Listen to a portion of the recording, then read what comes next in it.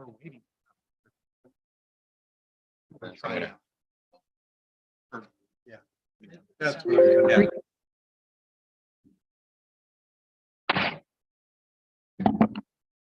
Calling meeting in order. Welcome folks to the City of Milpitas Planning Commission, September 28th, 2022. Welcome folks that are here in the chamber and also the folks that are on Zoom. Regarding public comments, for any public comments, for those that are here in the chamber, there's some cards back there. If you want to fill out the card and then hand it to our recording secretary, Ms. Medina. And for anyone that's on Zoom, to make public comments, you first need to register on Zoom. The instructions are in the agenda. Once you're in, the instructions on the agenda will provide what to do. So first item meetings, as I mentioned already, I called meeting order, is Pledge of Allegiance. Commissioner Mosen.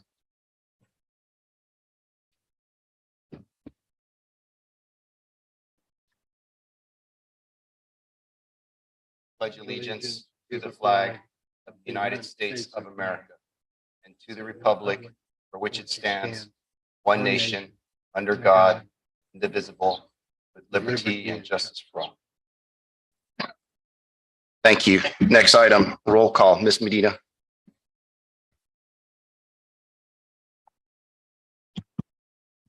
Thank you, Chair. I'll now take attendance, starting with Commissioner Albana. Present. Commissioner Awasti, Here.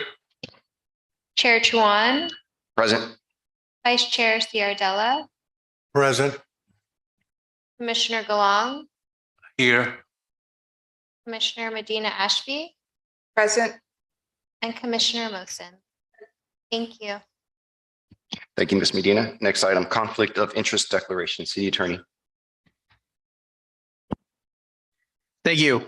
As the chair and each of the commissioners, whether he or she has any financial or personal conflict of interest related to any of the items on tonight's agenda. Thank you, City Attorney. Ms. Medina, would you go down the roll?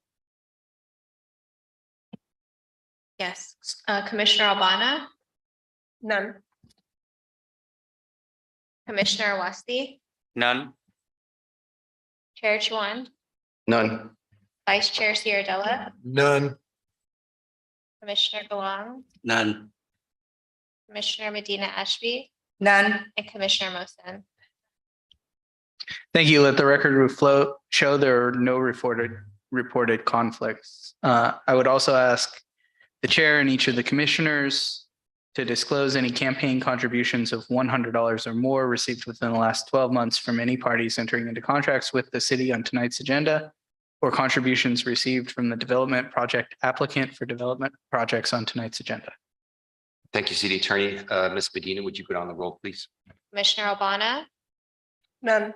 Commissioner Awasti, None. Chair Chuan, None. Vice Chair Ciardella, None. Commissioner Galang, None. Commissioner Medina Ashby, None. Commissioner Mosen. Thank you. All right, thank you. Okay, next item is approval of agenda. Can I get a motion to approve the meeting agenda for September actually, Ms. Medina, the approval agenda. One thing I just want to make one correction on there. It says approve the meeting agenda for September 14th on it. So that should be corrected to September 28th. In the meantime, I got Commissioner Medina Ashby. I make a motion to approve the agenda. Second. Okay, got a motion from Commissioner Medina Ashby and a second from Commissioner Mosen. Roll call vote. Commissioner Mosen. Aye. Commissioner Medina Ashby. Aye. Commissioner Awasti. Aye. Commissioner Galang. Aye. Commissioner Albana. Aye. Vice Chair Ciardella. Aye. Chair Chuan is aye. Motion passes. Agenda is approved. Next item, approval of meeting minutes. Can I get a motion to approve the meeting minutes for August 24th, 2022? Make a motion to approve the minutes for August 24th. I got a motion from Commissioner Awasti. Do I have a second?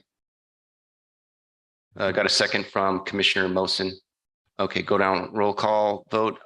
Commissioner Mosin, Aye. Commissioner Medina Ashby, Aye. Commissioner Awasti, Aye. Commissioner Galong, Aye. Commissioner Albana, Aye. Vice Chair Theodella, Aye. Chair Chuan is aye. Motion passes. Meeting minutes for August 24th approved. Can I get a second? Can I get a motion for the approving the meeting minutes for August 31st? Commissioner Medina Ashby. I make a motion to approve the minutes for August 31st. Okay, got a motion from Commissioner Medina Ashby. Commissioner, do I have a second? Second. And got a second from Commissioner Mosin. Roll call vote. Commissioner Mosin, Aye. Commissioner Medina Ashby, Aye. Commissioner Awasti, Aye. Commissioner Galong. I think I abstained, Chair, because I was absent. Okay, got an abstention from Commissioner Galong. And then Commissioner Albana.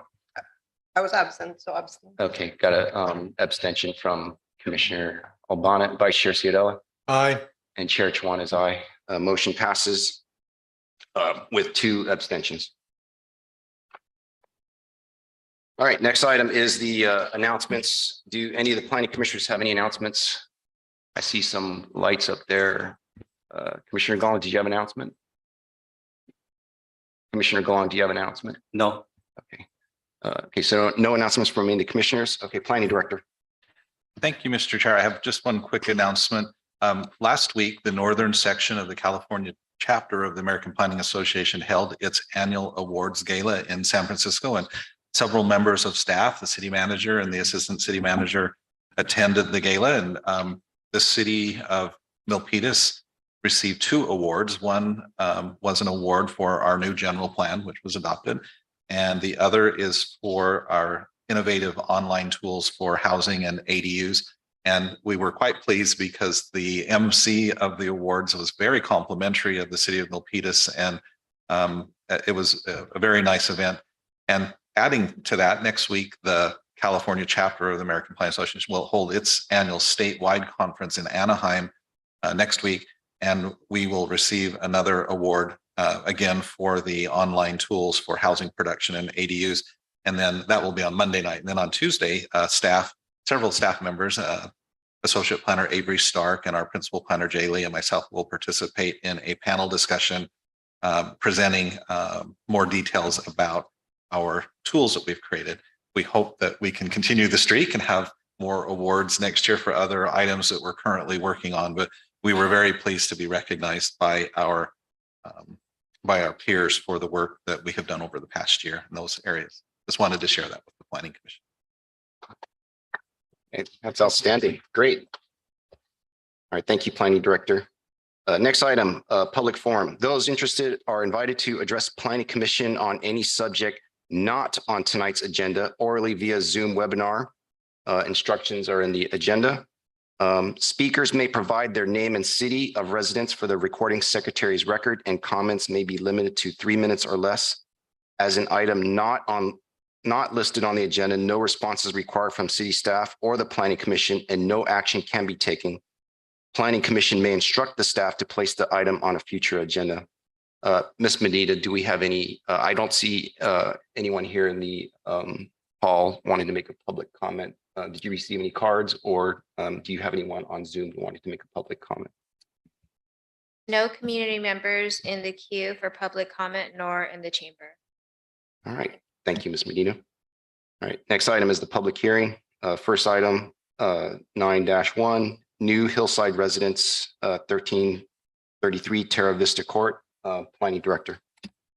Thank you, Mr. Chair. We have 2 public hearing items tonight. They're very similar, but the first one is for Lot 2 of the Countryside Estates subdivision. The second item will be for Lot 1 of the Countryside Estates subdivision. Lot 2 that is before you now, it includes both the site development permit for the proposed home and a planned unit development amendment for certain minor changes, deviations or changes from the PUD standards that were approved almost or more than 30 years ago. Our Associate Planner Avery Stark will provide details on the on this item. This is an as Avery will explain, this is an existing subdivision in the hillside. I believe it was probably the last subdivision that was approved by the city in the hillside. And the only one of the lots to date, only one of the lots has been developed. And we now have these two, the first two of the home sites on the, there are two different cul-de-sacs, one lower and one upper. So these are the first two applications for home sites on the upper cul-de-sac. And I'll turn the time over to Avery for his report. Thank you, Planning Director. Welcome, Mr. Avery Stark. Good to see you in you all. person. Thank you. Likewise. Good evening. Thank you, Director Thomas, Chair, Commissioners, members of the public, and on our online forum. As Ned mentioned, I'm Associate Planner Avery with the City of Milpitas.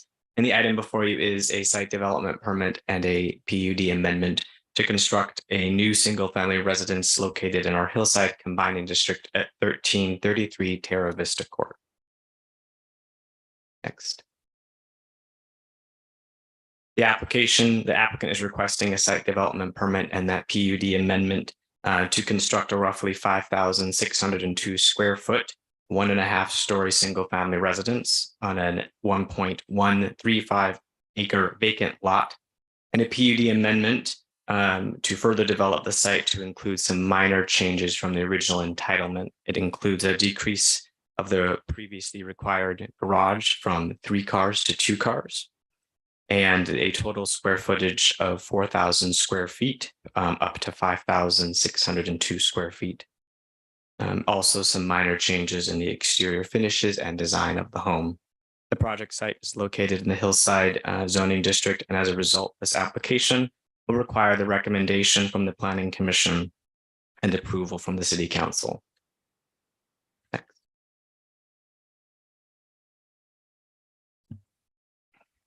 Here's an aerial image of that project site, highlighted here in yellow. It is located in the northeastern portion of the city, just west of the Bayview Golf Club, as you can kind of see there to the right of your screen. The property is a part of the Countryside Estates subdivision development, which was a community with a homeowners association and entitled for its development back in 1992. The subdivision includes 6 homes, including one that is open space parcel, which is located immediately to the west of the project site, as indicated on the image.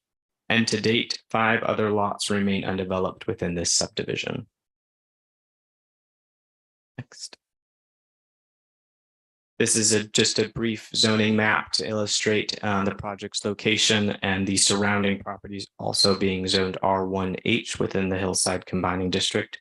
The general plan designation for the site and the surrounding properties is also Hillside Low Density.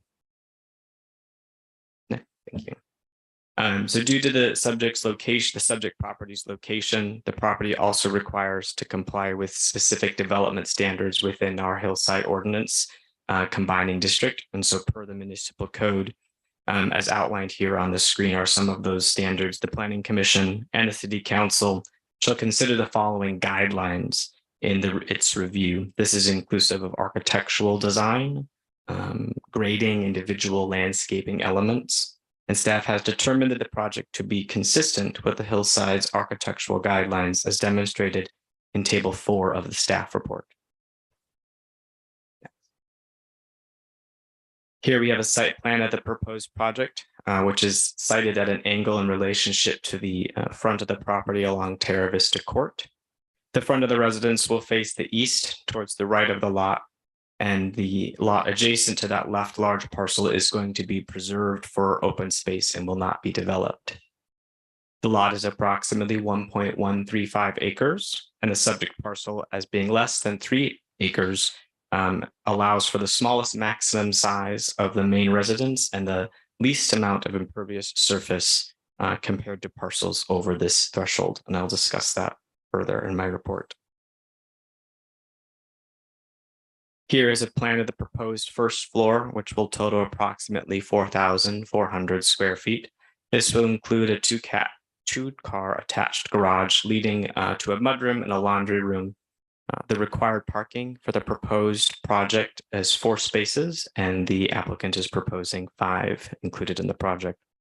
The front entrance will be middle of the home there, kind of dead center of the screen, and that will open up into the great room and kitchen room areas of the home. Will also include a kitchen with a walk-in pantry and minibar at your top right-hand portion of the screen. The floor will also include the primary suite, 4 bedrooms and 4.5 bathrooms, and an exercise room. This image here on the left is the upper half story of the home. It will be dedicated to a game/entertainment room. And within the image there on your right-hand side depicted is the image of the 2-car garage, which is slightly below grade, which has a staircase that leads up to the main floor. These next images show the front and rear elevations of the home at different angles. And the next slide will include an elevation rendering with colors and materials for general understanding. The proposed residence will be at a maximum height to the top of the roof as measured from the lowest finished grade at 22 feet and 9 inches. This is again consistent with those additional hillside standards in that the proposed design includes varying roof lines, a clear delineation of different colors and materials, and punctuations of certain front and facing elevations to remove the perception of bulk within the 1.5-story residence. The footprint of the proposed home is also angled in its orientation to the front of the property line as to minimize the perception of excessive bulk in the hillside. Next. Thank you. Here's a proposed conceptual rendering with colors and materials of the proposed new residence as seen from the front facade. The project design is a Spanish colonial style. The home incorporates strong lines and a mixture of high quality and earth tone colors and materials. The overall color scheme of the residence will have a light taupe, soft white trim accents, and gray-brown window trim. The exterior materials include smooth finish stucco, a red-brown Spanish tile, and mahogany wood-toned garage door. The balconies will also have a dark colored wrought iron railing around the house. And the colored materials proposed are complementary to the character of the rural and neighborhood residents that exist in the surrounding vicinity. Here we have just an image of the proposed landscaping details. I did conduct a site visit with the property owners and can confirm the site is vacant and therefore no trees will be removed from the site. Additionally, based on other discussions with the property owner, the rest of the lot to the west will remain relatively untouched with other than the occasional need for maintenance of overgrown weeds as necessary. The proposed landscaping in relation to the size of the lot is quite minimal and includes 9 trees and roughly 89 plantings of various shrubs and perennials. All of those proposed landscape materials are of low water use, and those proposed species are specified in the landscaping plan of the project plans. You would like to read more about them. The overall proposed landscaping meets the intent of the Hillside Ordinance in terms of its water conservation, design, and location of the plantings. On slide here, I want to just summarize the main site development standards proposed that needed to be met, and this is also in table 3 of the attached staff report. The proposed residence will be a 1.5-story with a max height of 22 feet and 9 inches, and will be roughly 5,602 square feet in size, which is compliant with the Hillside's development standards with a maximum of 6,000 square feet and a main house and a height limit of 27 feet. The proposed total impervious surface will be roughly 6,924 feet, which will be compliant with the Hillside's maximum impervious surface coverage of 8,000 square feet for lots under 3 acres. In sum, the proposal is consistent with all development standards for the Hillside zoning ordinance as indicated by this table on the right-hand complies column. And in addition, the home is proposed and situated where the existing parcel is relatively flat, so the grading will be minimized. The project will result in roughly 865 cubic yards of cut and fill for the construction of the home to meet required grade and driveway for fire truck access. There'll be no grading or development elsewhere on the site. Here's a part of our Crestline zone of protection. We've got a few images in a diagram. that the applicant must demonstrate compliance with the sections to preserve the natural quality of the crestline and slopes as viewed from the valley floor. The applicant has demonstrated compliance with this by providing 2 diagrams in the project plan set, one of which is in front of you now. And the next slide includes a sectional cross-section view of to further demonstrate that the house will not be visible from 2 of the viewpoints on the valley floor. And in this case, an exception may be granted where the development would not be visible from the 3 viewpoints, which is in front of the Planning Commission this evening. The nearest point of the residence, viewpoints 2, 3, and 4, this graphic highlights this proposed house, will be on the other side of those hills, and the applicant installed story poles, which if you had an opportunity to see, are currently erected on site and were also images included as attachment C of your packet. And those story poles help to illustrate that when pictures taken from the valley floor at these 3 designated viewpoints as established by our municipal code, that the home will not be visible from the valley floor and as such is compliant with the request for a waiver for the hillside zoning zone of protection provisions. And again, this is also consistent with those additional hillside standards that the location and the scale of the home is in consideration to the maximum allowable size. As it is underneath that, the development will not substantially interfere with the views or privacy of adjacent lots.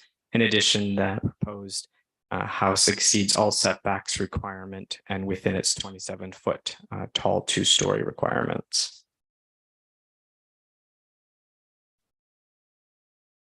And here, a little hard to see, unfortunately, but as outlined in your attachment of the plan sets, these images demonstrate through the cross-section of viewpoint that the house would not be visible from the valley floor from points 2 and 3. So on the left-hand side is where an average 6-foot tall person would be standing at an appropriate angle looking up to the east towards the hills. And if I had a more zoomed in image, you'd be able to see that there's a line that goes just over the top of the home, which is what we look for in indicating compliance. And for the one that does cross ever so slightly through the home's upper portion, the test of the story poles was conducted in order to demonstrate that the home would still not be visible, thus making it eligible for the waiver, which is up for consideration by Planning Commission this evening. Next. A notice was published in the Milpitas Post and at City Hall, as well as the city's website and an online public forum. 17 postcards were sent to property owners within 300 feet of the project site. A sign was also placed on the project site identifying the project with the notice you see on the right and an image of the front elevation. No comments have been received to date, except for the one in my hand, which I believe the planning director and admin will circulate. Thank you. Next slide, please. The proposed project is categorically exempt from environmental review under the California Environmental Quality Act, CEQA. In accordance with the CEQA guidelines, section 15303, a new construction of a small structure, and a section 15183 project consistent with the community plan, general plan, and zoning. Next slide. Just going to talk briefly here about the findings. So staff has confirmed that the project meets the findings associated with the site development permit as set forth in the municipal code. And those findings have been discussed in the staff report, are also discussed and addressed in the resolution. Next. Staff has also confirmed that the project meets the findings associated with the plan unit development amendment as set forth in the municipal code. And those findings have also been discussed in detail within the staff report and addressed in the resolution. There are additional findings that need to be met to making an amendment, and that those findings have also been met and addressed in the staff report and in the resolution. Staff recommends that the Planning Commission open and close the public hearing and adopt Resolution 22-015, recommending the City Council approve Site Development Permit number SD 22009 and Plan Unit Development Amendment PA 22-002 to allow the construction of a single-family residence in the Hillside District, subject to the findings attached to the conditions of approval. This concludes my summary of the project. I'm happy to answer any questions you may have. Furthermore, we also have the project applicant team here, designer, engineer, and property owners available for any questions you may have. Thank you. Thank you, Mr. Tark. Do any of the planning commissioners have any questions for Mr. Stark that while he was going through his presentation in regards to this development? Okay. I don't see any questions. You said the applicant is here. Does the applicant wish to make any comments or statements? Come on up. Welcome. Thank you for. Yeah, and what's your name, sir? My name is Subbu, and that's my wife Lata there. And we have other property owners also as part of the just the meeting here. So first of all, thanks to the Planning Commission, the director and Avery for helping us go through the process. It's been like a year and a half now, right? All the zoning and everything. We appreciate what have they done so far to get us to this almost the finish line. That's pretty much what I have at this point to say. Okay, great. Thank you. Thank you. Any of the planning commissioners have any questions for either Mr. Stark or the applicant? Okay, no questions. Mr. Stark, did you have something you wanted to add? Or? No, just in case you had questions. All right. Let's see. Okay, if there's no questions, then this being a public hearing, let's see, do we have any other? Okay, this being a public hearing item, Ms. Medina, did anyone give any cards for from here or anyone on Zoom that wishes to make a public comment? Actually, on Zoom, we have the architect for this project, Bear Barnes. Okay. Would like to speak? Okay, sure. I guess for if he's the project architect, we can let him go ahead before opening the public comment. We can allow him to come and speak. So welcome, Mr. Barnes. I don't know, can you hear me? Yes, we can hear you just great. Oh, okay, good. I'm not too much with the Zoom stuff. Anyway, we've worked with staff over the last couple of years, getting the house designed to match what the city was looking for, plus what my clients were looking for. And we finally arrived at that point, and we're happy that the city is acceptable to that. And we hope for an approval tonight and move forward to the city council. Okay, thank you. Any planning commissioners have any questions for Mr. Barnes? Okay, all right. If there's no questions from any of the planning commissioners, Ms. Medina, do we have some? I did see a hand up. Do we still have that hand up that wants to make a comment in regards to this particular item? There's no longer any raised hands in the queue on Zoom. Okay, actually, yeah. Actually, there is, Okay, and that's Miss Barbara Jo Navarro. okay. All right, welcome, Ms. Navarro. If you have any comments in regards to this, you have 3 minutes. Good evening, Chair and Commissioners. I went up on Country Lane and checked out the site and viewed what they're doing there and reviewed the documentation that you're looking at this evening, along with some fellow neighbors and citizens from the Milpitas involved group. And we think this is a great plan, and we would love for it to be approved. And we're hoping that the folks that get to build this home will be great Milpitas community members. So we have no issues with this plan. It does meet the requirements of the Hillside Ordinance. Thank you. All right, thank you, Ms. Navarro. Ms. Medina, do we have any other comments? No, Chair. All right, thank you. If there are no other comments, can I get a motion to close the public forum? Oh, I'm sorry.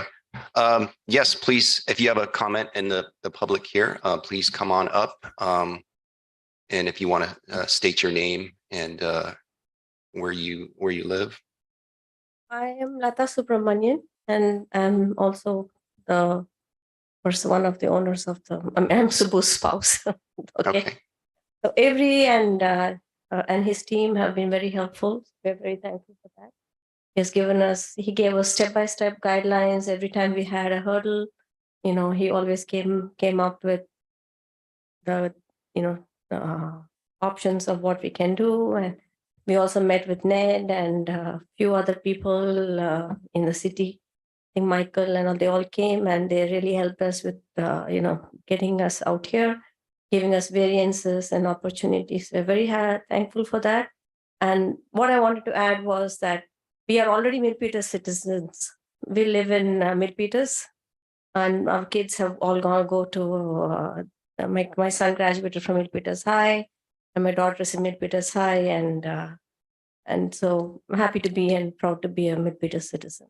Thank you very much for the support. Right, thank you very much. Right. Right. If there's no other public comments, can I get a motion to close the public forum? Move to close the public forum. Okay, got a motion from Commissioner Mosen. Could I have a second? Second. Okay, got a second from Commissioner Albana. Okay, roll call vote. Commissioner Mosen, Aye. Commissioner Medina Ashby, Aye. Commissioner Awasti, Aye. Commissioner Galang, Aye. Commissioner Albana, Aye. Vice Chair Ciardella, Aye. Chair Chuan is aye. Okay, public motion passes. Public forum is now closed. All right, do I have any final questions from any of the commissioners? Chair. Okay, Commissioner Albana. Yes, I would appreciate the lengthy patience of the applicant, but and the staff is putting it together. What I've seen here was they have complied in not deviating so far and extended extensively from the hillside development standards. And I believe that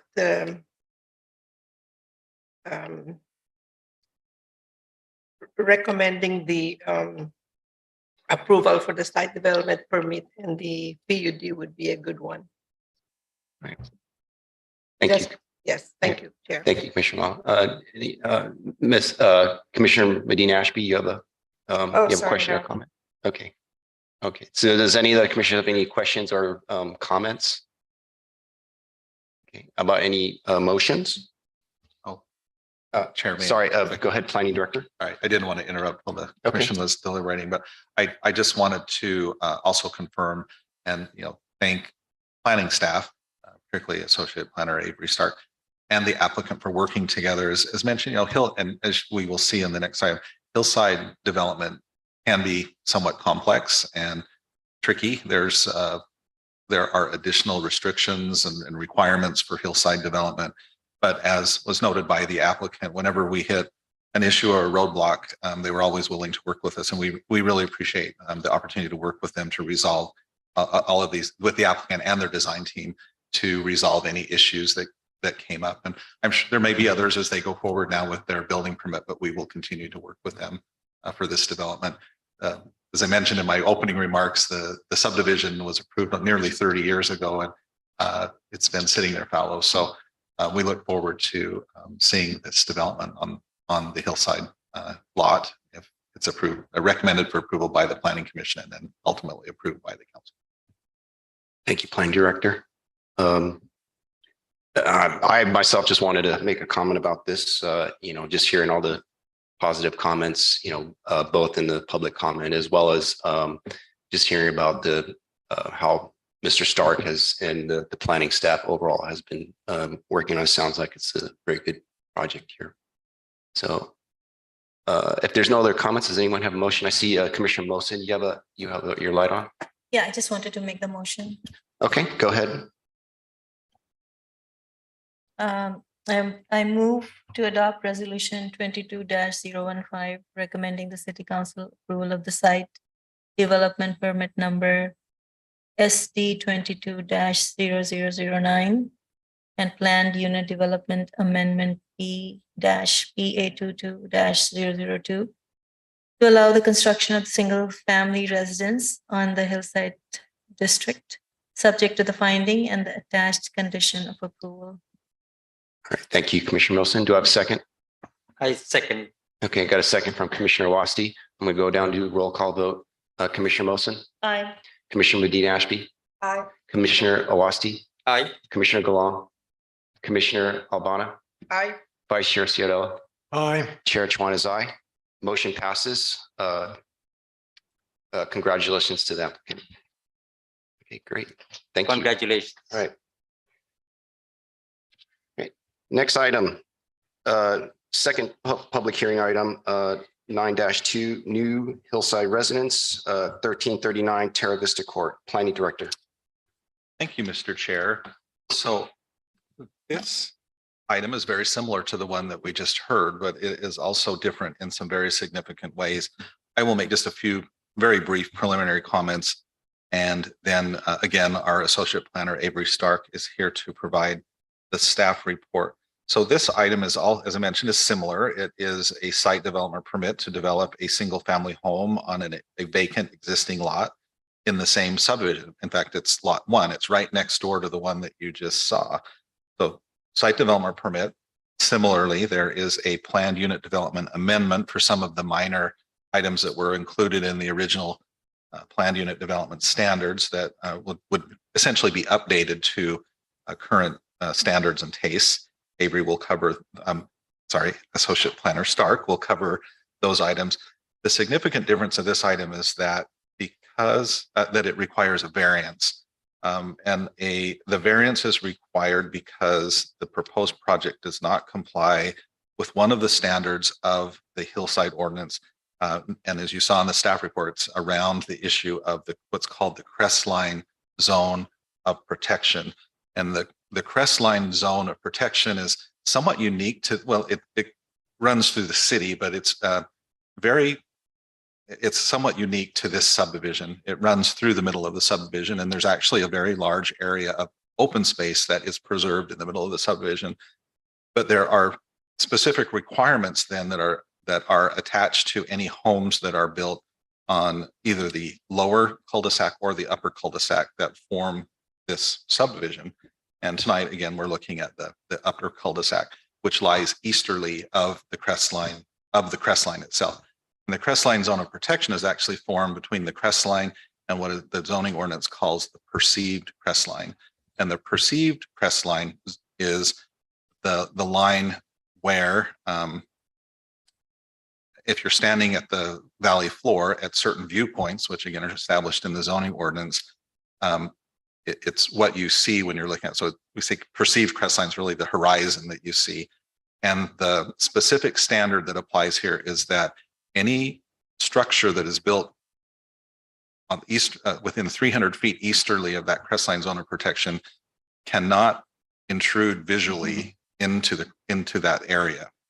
And the proposed, as you'll see in the presentation, and as was detailed in the staff report, the proposed structure does visually intrude into that area. So a variance is required. Now, just a little, and Avery will cover this some more, but the variance is specifically focused on some physical characteristic of the site. In this case, it can be the regular shape of the site, the steep slope, the topography. In this case, it's the topography that we're looking at.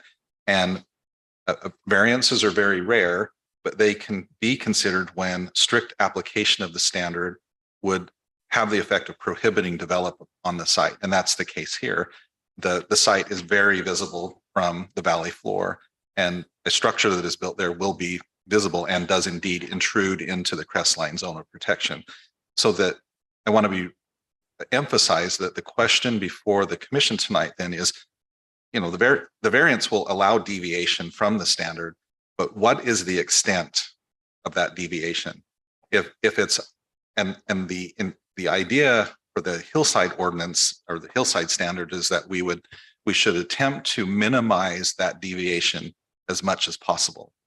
So the question before the Planning Commission then is, does the proposed structure, well, first question, does the proposed structure meet or require a variance to address the deviation? Answer is yes. And then the second question is, how much of that deviation is acceptable? Is it a very large deviation from the standard, or are there design modifications that can be made to bring the deviation as close to the standard as possible? I also want to just really quickly make a distinction. So the variance itself will be focused on the crestline issue, but as noted in the staff report, applicant is also requesting exceptions to hillside standards that are allowed in the ordinance. And Avery will cover those. And so I'll add a third question for the Planning Commission to consider is whether or not any of the exceptions to the hillside standards will increase the visual intrusion or the deviation from the standard, or again, are there design modifications that can be made to decrease that visual intrusion of the structure into the crestline. So staff is recommending approval of the variance for the crestline, but then anything that's related to the design of the building, the planned unit development standards are very clear on that. And I was going to read them. Well, I'll just put it off the top of my, it's right there.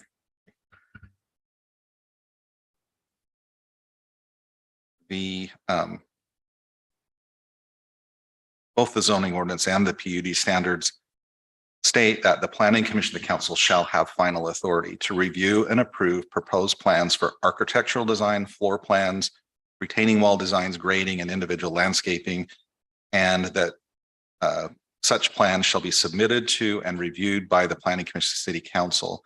So that's what's before you, part of what's before you tonight. There's the regular things that you've looked at, a site development permit and the PUD amendment, but then there's this variance, and it's variance doesn't cover the design changes, but it's related to those in so much that any of the design of the building increases the deviation from the standard for which a variance is required. So sorry, that was a little longer than I thought it would be. Oh, I do need to point out too, there are a couple of typos, or at least one typo in the staff report, and it's minor, and it's actually a little bit humorous, but on page 17 at the top, the word scientifically in that first sentence should be significantly. So it significantly affects rather than scientifically affects. I don't know, scientifically may apply, but that's not usually how we do our analysis. And then I also want to note that on page 9, there's a table regarding the site design and architectural standards that I just mentioned. And our analysis in the right-hand column, the compliance column, is correct in that it states that the proposed building on lot 1 has very large setbacks and significant open space. And so it does comply in that regard. It can comply with the standard that's there, which I believe is, myself, is impairment to light and air, and it talks about unreasonably impairing. Oh no, that's not the one. Yeah. I stated the wrong one. It's actually, it's table 4. It's the first item on table 4A, that the structure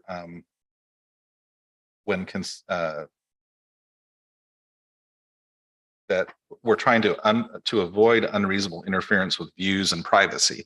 So the setbacks and the open space achieve that goal. So our analysis there is consistent, but I do want to point out that, as noted on page 10, the applicant is requesting an exception to some of the requirements. And I didn't want that analysis to take, I wanted to clarify that that analysis is not meant to take away the Planning Commission's purview over the design elements of this project, as I've discussed. So with that, again, apologize for the longness, but I'll turn the time over to Associate Planner Avery Stark for his presentation. Thank you, Planning Director, and welcome again, Mr. Stark. Back so soon, I know. I apologize in advance for anything that sounds a bit repetitive, but as Ned mentioned, yes, we'll get into the variance discussion towards the end of our presentation here. So thank you again, Director Thomas. Good evening, Chair, Vice Chair, members of the Commission, and our members of the public. Again, my name is Avery Stark. I'm an Associate Planner here with the City of Milpitas. And the item before you is a site development permit, plan unit development permit, and a zoning variance to construct a new single-family residence located in the Hillside Combined District at 1139 Terra Vista Court.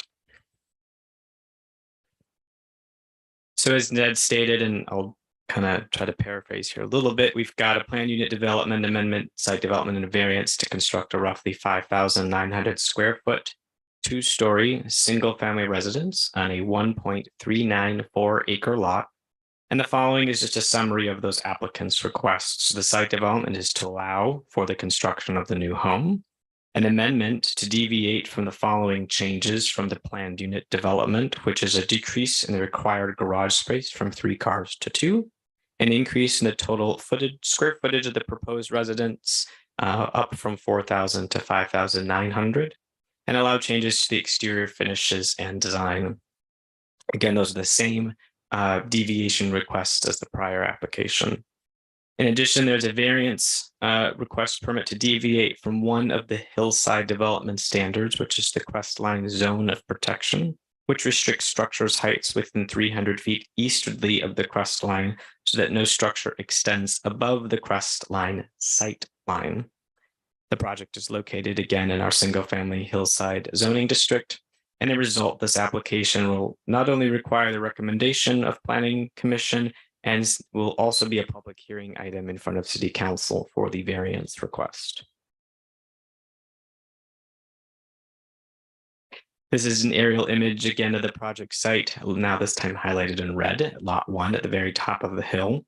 Again, just to the west of the Bayview Golf Club, and the property is part of, again, Countryside Estates subdivision. And as you previously heard, there are 6 lots, of which 1 has been developed, and this is one of 5 remaining. And we still have, again, a required open space just to the east that will be preserved as required by the PUD.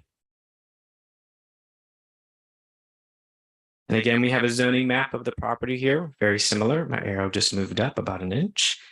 Just to indicate that the property is still located and surrounded by our R1 Hill single-family residence and is still within the general plan designation for hillside low density. So here things will will get a little bit different here in comparison to previous application. So due to the property's location, it's also required to comply with those same development standards as outlined in 10-45.09-7, which requires the Planning Commission and City Council shall consider the following guidelines in its review. And this is again inclusive of architectural design, floor plans, grading, retaining wall design, and individual landscape characteristics. Staff has determined that the project is mostly consistent with the hillside architectural guidelines as demonstrated in Table 4 of the staff report. And as noted on page 10 of the staff report, the applicant has opted to pursue the exception to these requirements and proposes to enclose elements like the underfloor clearance area for storage, which will create an actual basement. And then the Planning Commission will also need to consider if the proposed project is consistent or not consistent with other design standards. The Planning Commission may ask for modifications to design features to the house that are deemed consistent with any of those standards. Next slide, please. Oh, one more. Staff does suggest there are ways that the project could be modified to better align or conform with the Hillside Ordinance. As such, could be removing the rooftop deck to ensure privacy, the use of a step-down roof method to reduce overall height and bulk of the building, and reduce the overall height to the most minimal height as possible for a single-family home. This does not bring the project into full compliance with the standards, but will reduce the amount of deviation from the standards, bringing it closer to compliance as requested by the variance. Next, thank you. Here we see a site plan of the proposed project, which includes the main residence, 2 detached accessory structures, one of which is a pool house, the second which is an ADU, which is not a part of the scope of this review, but is indicated in the top left-hand side for context, an in-ground pool as well. The front of the residence will face directly east towards the right of the lot when looking from the court up. And the lot adjacent to the left, it will still remain as that preserved hillside open space that will not be developed. The lot, again, is approximately 1.39 acres and is subject to restrictions for less than 3 acres, which allow, again, the smallest maximum size of the main dwelling residence and the least amount of impervious surface coverage within the hillside. Avery, could I interrupt just, and I apologize. While we're on this map, I just wanted to point out one thing, and you'll have to help me with it. As you look at this, you will see that there are two cul-de-sacs. So we're looking at the left side, there is a gray cul-de-sac, and then there is almost a mirror image of that a little bit to the left. I believe the gray cul-de-sac is the existing cul-de-sac. Is that correct? Their existing street. Correct. That area the mouse is highlighted over is the existing constructed cul-de-sac that is on site. And correct me if I'm wrong, but I believe the mirror image that's to the left of that is what was approved. And I just want to point out for the record that the cul-de-sac was not built according to the plan, but it's there. And so this project is designed around the existing condition rather than the approved condition. Correct. The original entitlement had the street about 40 feet to the north, and that street segment was unfortunately poured incorrectly. That map was then updated by the Santa Clara County's Record of Assessors to reflect its current location and has been received and approved by city staff. And I apologize for interrupting your presentation, but for the record, I just wanted to point that out. It does not necessarily have any impact on, also state that it doesn't have any impact on the proposal, nor does it necessarily need to be considered by the Planning Commission, but just for the record. And it was easier to do it now while the diagram is up. So please proceed. I apologize for the interruption. No worries. Here we have the site plan floor plan for the proposed first floor, which will be a total of approximately 30,137 square feet. The front entrance will be in the middle of the home again and will open up into a great hall and living room area. We'll also include a kitchen with a walk-in pantry, and this floor will also include 2 bedrooms and 2 1/4 bathrooms. Here we see the upstairs portion, the second floor of the home, where we will have a number of additional bedrooms. This includes the primary suite on the right-hand side of the home, 2 additional bedrooms on the left side of the home, and some open space below with a hallway and a deck that leads out to the back, which overlooks the hills. And here we see the basement, which will include an attached 2-car garage leading to a large open storage room, which and a staircase and an elevator to access the rest of the home. The required parking for the proposal is 4 spaces, and the project is including 8. So this is an important kind of distinction to make, is that the Hillside standards for underfloor clearance requires that all new single-family main structures shall be designed to follow the slope of the site to reduce the clearance between the ground floor levels and the finished grade to not more than 5 feet. This standard further requires that the underfloor clearance shall not be enclosed.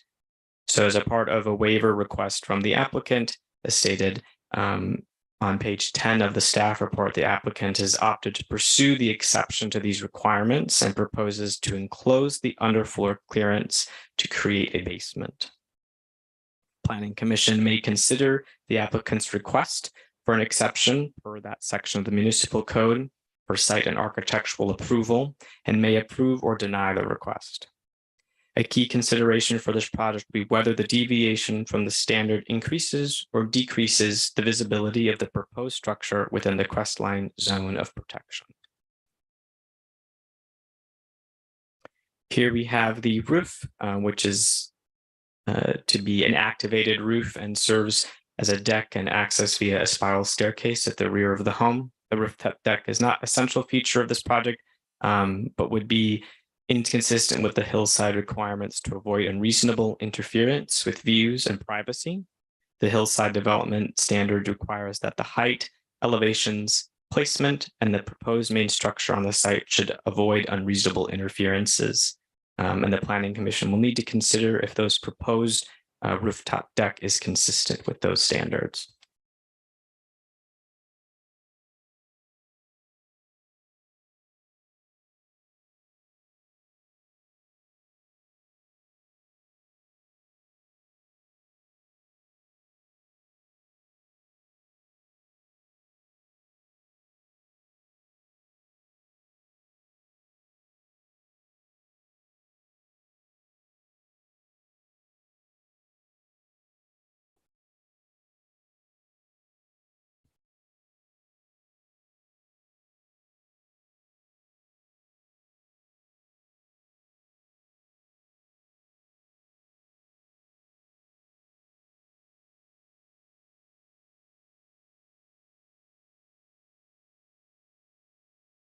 There we go.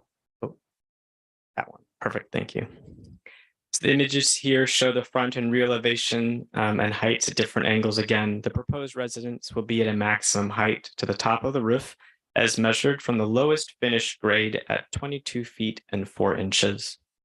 However, the southern portion of the home, which is exposed by the downhill slope, was actually more 32 feet in height from the lowest grade, but will be highly visible from the viewpoints on the valley floor. This boxy design and bulk of the proposed structure further increases visibility within the Crestline sightline, and the Planning Commission will have to consider if the proposed design meets the intent of the Hillside Ordinance and visually intrudes more than necessary into the Crestline zone of protection as such required by the variance. Here's a proposed conceptual rendering with colors and materials of the new residence as seen from the front facade. The project design is a contemporary modern style. The basement exterior materials are composed of a sandstone travertine patterned slate that extends vertically into slat elements, a brick travertine veneer on the first floor, and a smooth cream colored stucco application on the second floor.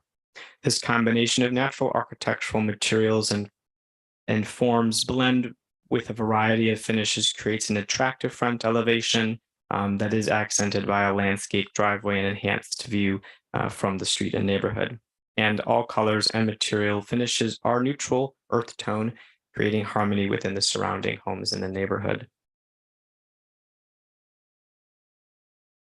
Here's just the proposed landscape detailed plan. So due to the sloped lot and vehicular access requirements, the site requires grading to make it feasible for the resident development. In an effort to minimize grading and removal of soil from the site, the proposed site plan locates the home on the least steep portion of the site near the top of the hill, and the proposed project will require approximately 607 cubic yards of cut and fill for the construction of the home and the required grade at driveway for fire truck access. The proposed landscape plan includes planting a variety of flowers, shrubs, trees, and hills along the site, and can be demonstrated in full detail on attachment B, sheet L1 of your plan set. These plans are consistent with the grading landscaping requirements of the Hillside Combining District and will help mitigate visual impact of the proposed structure. All proposed landscaping materials are of low water use, and the proposed species are specified in the landscaping project plans. Overall, the project plans for landscaping meets the intent of the Hillside Ordinance. So just again, we're going to summarize the main Hillside development standards and the proposals that need to be met, also in Table 3 of the attached staff report. So the proposed residence will be a 2-story home with a max height of 22 feet and 4 inches. And will be 5,900 square feet, which is to be compliant with the Hillside's development standards of a max of 6,000 square feet and have a main home and within the 27-foot height limit. The proposed total impervious surface is roughly 4,856 feet, which is also compliant with the Hillside's maximum impervious surface lot coverage, which is 8,000 for a parcel less than 3 acres. As proposed, the main dwelling unit is situated where the parcel is relatively flat so that grading can be minimized. The table notes that the project is not entirely consistent with the requirements of the Hillside Combining District and that the proposed structure visually intrudes into the Crestline zone of protection. The applicant is requesting a variance to address this issue, which I will discuss later in this presentation. So as a part of the requirements of the Hillside zoning ordinance, the applicant must demonstrate compliance with that section of preserving the natural quality and the crestline and the slopes and views from the valley floor. Planning staff provided the applicant with the detailed instructions and an exhibit identifying the locations of the Crestline zone of protection in proximity to PUD 68 and the viewpoints identified by the city's zoning map. To demonstrate compliance with this, the applicant submitted cross sections from each of the 4 closest viewpoints, 1 through 4 of their site as indicated on sheet C7-11 of your attachments. The applicant demonstrates that the sight lines from the valley floor would project through the highest portion of the primary home, resulting in the project's inconsistency with the standard. Moreover, the applicant has chosen not to erect story poles to demonstrate the possibility of compliance, as they have determined it would not change the result of the visibility of the primary home from the valley floor. And again, the important thing to note here is that when we look at the cross sections, which I'll show on the next page, which illustrate that sight line runs through the peak of the building. So it runs through the structure, and the zoning code is very specific when you're within 300 feet east of the crestline that no structure's height shall extend above the sight line, thus the requirement of the variance.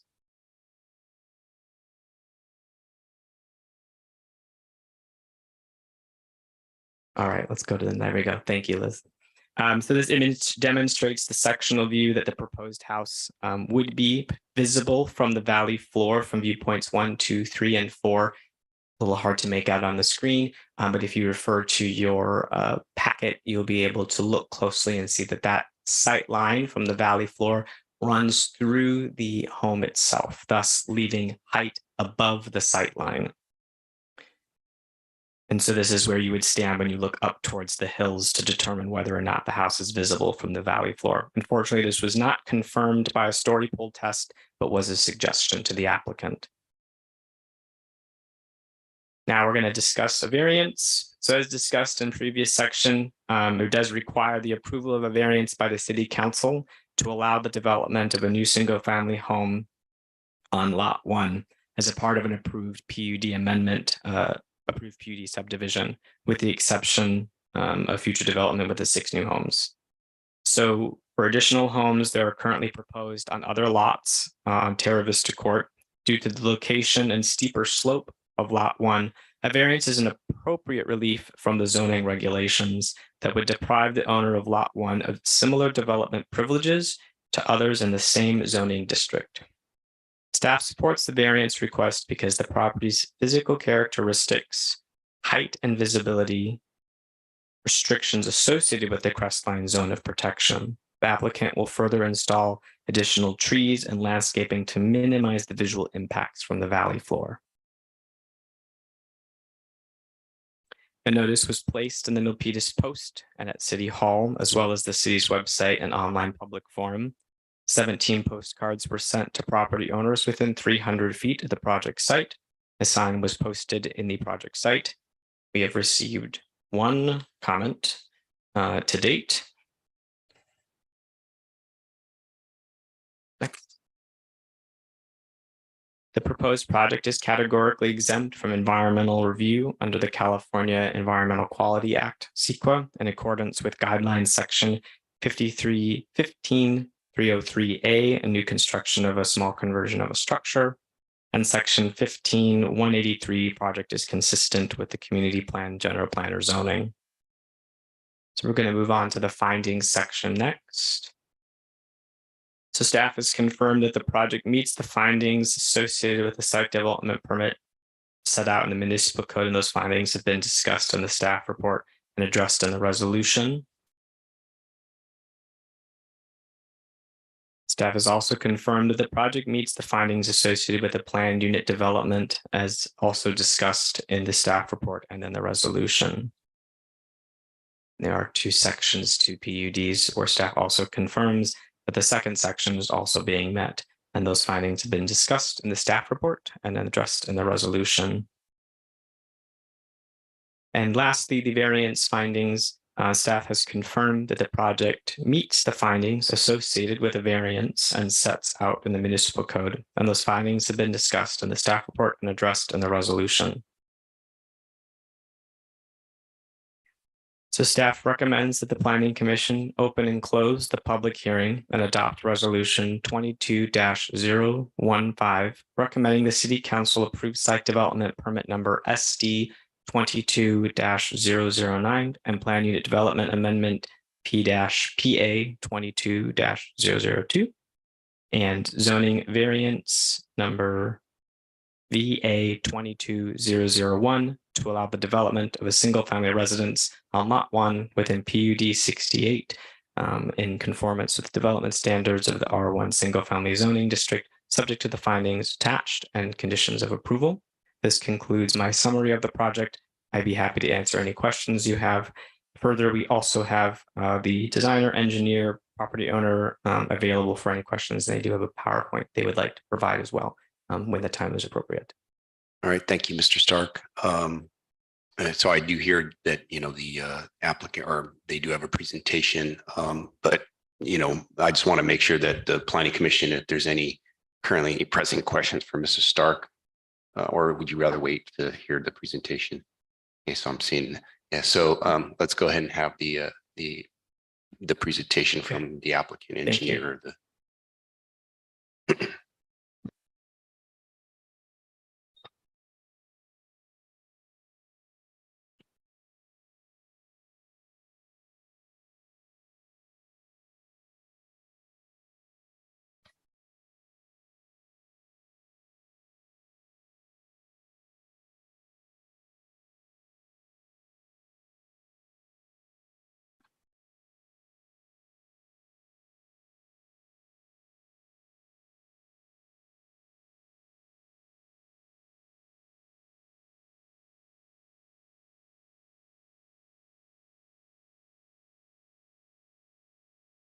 Okay. All right, thank you. And welcome.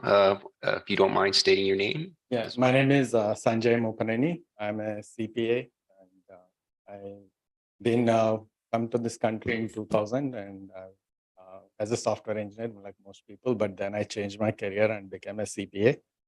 Today I have my own practice. But when we just moved,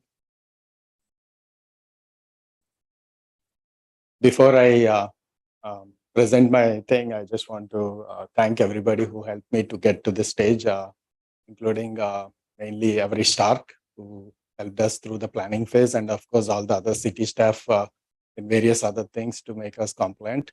Our architect, Fomio Suda, and Terence, our civil engineer, and Paul, the landscape. These are the three professionals so far who has helped us to get to this. And my wife, Hima, she couldn't be here because of her health issues, but she's the co-owner of this. So we basically moved into Milpitas back in 2014. That's our first independent home where we rented from an apartment living. And then we started looking around properties in Milpitas, and especially with the countryside golf course area, we fell in love with that. But obviously we couldn't afford anything at that time. So, but we saw these 6 lots back in 2018 when they first listed for sale, but they were listed to sell with an independent home built on it, and we couldn't afford. So we dropped the idea, and then we kept looking, and then back in 2020 again, these properties came on MLS. At this point, we could afford to buy the piece of land, if not the entire house. So we looked at all the lots, and we fell in love with this particular lot 1, which is that at the top, and we were told on this lot, showing us the lot 5, which is already built. And so we thought, okay, there shouldn't be any issues building on these lots. So we did our due diligence, and unfortunately, as we went into this project, we realized there are a lot of complexities, especially with this lot, out of the 6 lots in this community, because it's steeply rising up, and then it has a flat area on the top. That's the only place where you could build.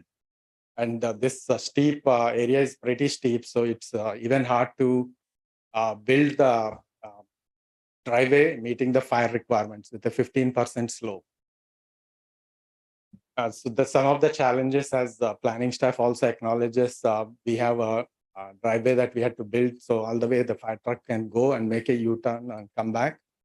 And we also need to use permeable material, because the driveway itself is 400 feet long, and if we use any other material, it would take up the entire impervious surface that is allowed for this lot. And like I said, it's very steep in the beginning, so there are huge retaining walls, and as per the requirements of Hillside, we cannot do anything more than 6 feet, so we had to do tiered walls. And finally, we could put some driveway in place. That's the only way possible to get the driveway with that 15% slope. And once we figured that out, we passed the 1 year we were in contract. And by the time we closed on the lot, we realized there is a big hurdle that we need to cross. That is the Crestline zone of protection. Because the Hillside Ordinance, it wasn't so clear what the expectation of Crestline zone of protection is. So we couldn't really understand what the requirement was until I closed on the lot, and it was too late for me to do anything about it. Basically, it would have helped if it said clearly that you should not be visible when you build something there. Why we didn't do story poles? The reason I sat on the building pad and I could see all the viewpoints very openly. So there is no way even I can build a structure of this height and it would not be visible from the viewpoint. And of course, we ran with other issues with the seller because they didn't complete the utilities. We're still fighting them to get those things. So like I said, we could solve all the issues, but this Crestline zone of protection is something there's no way we could solve on this particular lot. We did tree screening study that was approved back in 1990 and sometime in 2000s that they allowed tree screening for these lots. Probably they understood the conflict between the hillside and the particular lot. So we did demonstrate that we can do tree screening to especially protect the Crestline zone of protection view. And why we didn't go for single stories, even single story is visible and it will only increase the bulk. And when we talk to every, he said it is the criteria meeting the Crestline zone of protection is important. Well, it's not the height 2-story or single story because even single story wouldn't meet the criteria. So upon the recommendation of planning staff, we even tried moving the house towards east, but that means we cannot build the driveway. And in fact, it will only increase the cuts and the driveway will look like it is cutting through the mountain. So we did demonstrate that in one of the work we submitted to them.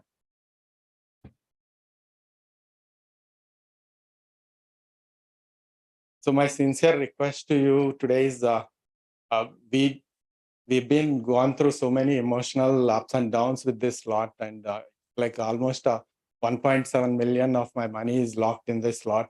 All my savings up to that point is locked in this, and I have nowhere to see when this will be done. When we started, we thought this would be our first home, and we can build Milpitas as our residence. And until we got kicked out last year from our landlords and we had to move to Fremont. We would love to come back. Today, I celebrate my 47th birthday and I'm hoping I can celebrate my 50th at least in this house. And in fact, it took a toll on our family's health. My wife, she's suffering from disease for the last 1 year. Even today, she couldn't come because she's not supposed to take any stress.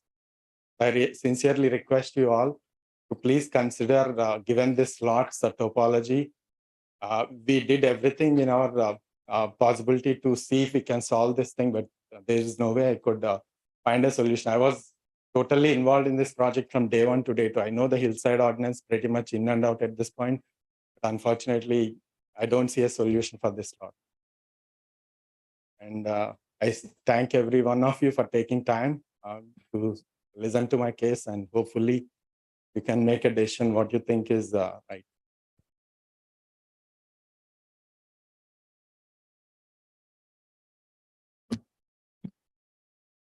Thank you, Mr.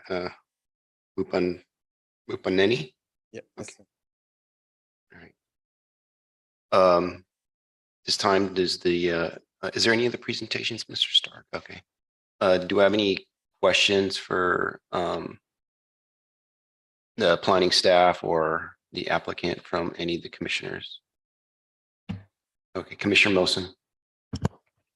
While you were giving your presentation, you mentioned that no matter where the sight lines are or how low the sight lines are, they're still visible from various places. Is that what you mentioned? We submitted some pictures where I made my kids stand with a small umbrella, which is 6 feet, Mhm. and I could clearly see the umbrella from all the viewpoints. So you mean And I this? was sitting on the plot like this, and I could see all the viewpoints. Okay. So no matter what the height line you mentioned, you're saying that it's no matter what you do with the guidelines and the building and bringing it down, it's still going to be visible. Yeah, unless we build a bunker, that's the only the possibility on bunker. this plot. I wanted a clarification. Is the staff available to answer a question? Yeah, yes. Yeah, hi. So he's mentioning that no matter what kind of building or the height he maintains, it is still visible from all the areas. It is a very exposed lot that is perched on the hillside. Yeah. And the test we would recommend was conducted, kind of through them with pictures, which we could see that they had shared, but that's not the test we would use to determine whether or not it visually intrudes. At any height, we would use a story pole test to look at that. And so when you look at the cross sections on the civil sheets, you'll see there is that sight line that runs through the house. Anything below that area is a buildable envelope. So just because it is so closely located to the crestline, and it's the intent of the Hillside Ordinance to preserve that very specific space from the north to the south portion of our city, that it has that additional requirement that no height shall be visible above the sight line.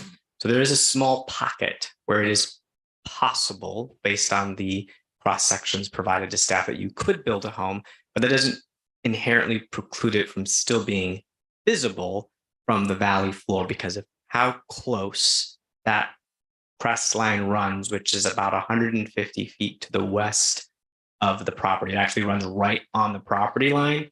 It's about 150 feet to the west of where the home is being situated. And what about the greenery and the trees? Will that be able to help him out here? So it would over time, or we can even suggest mature trees.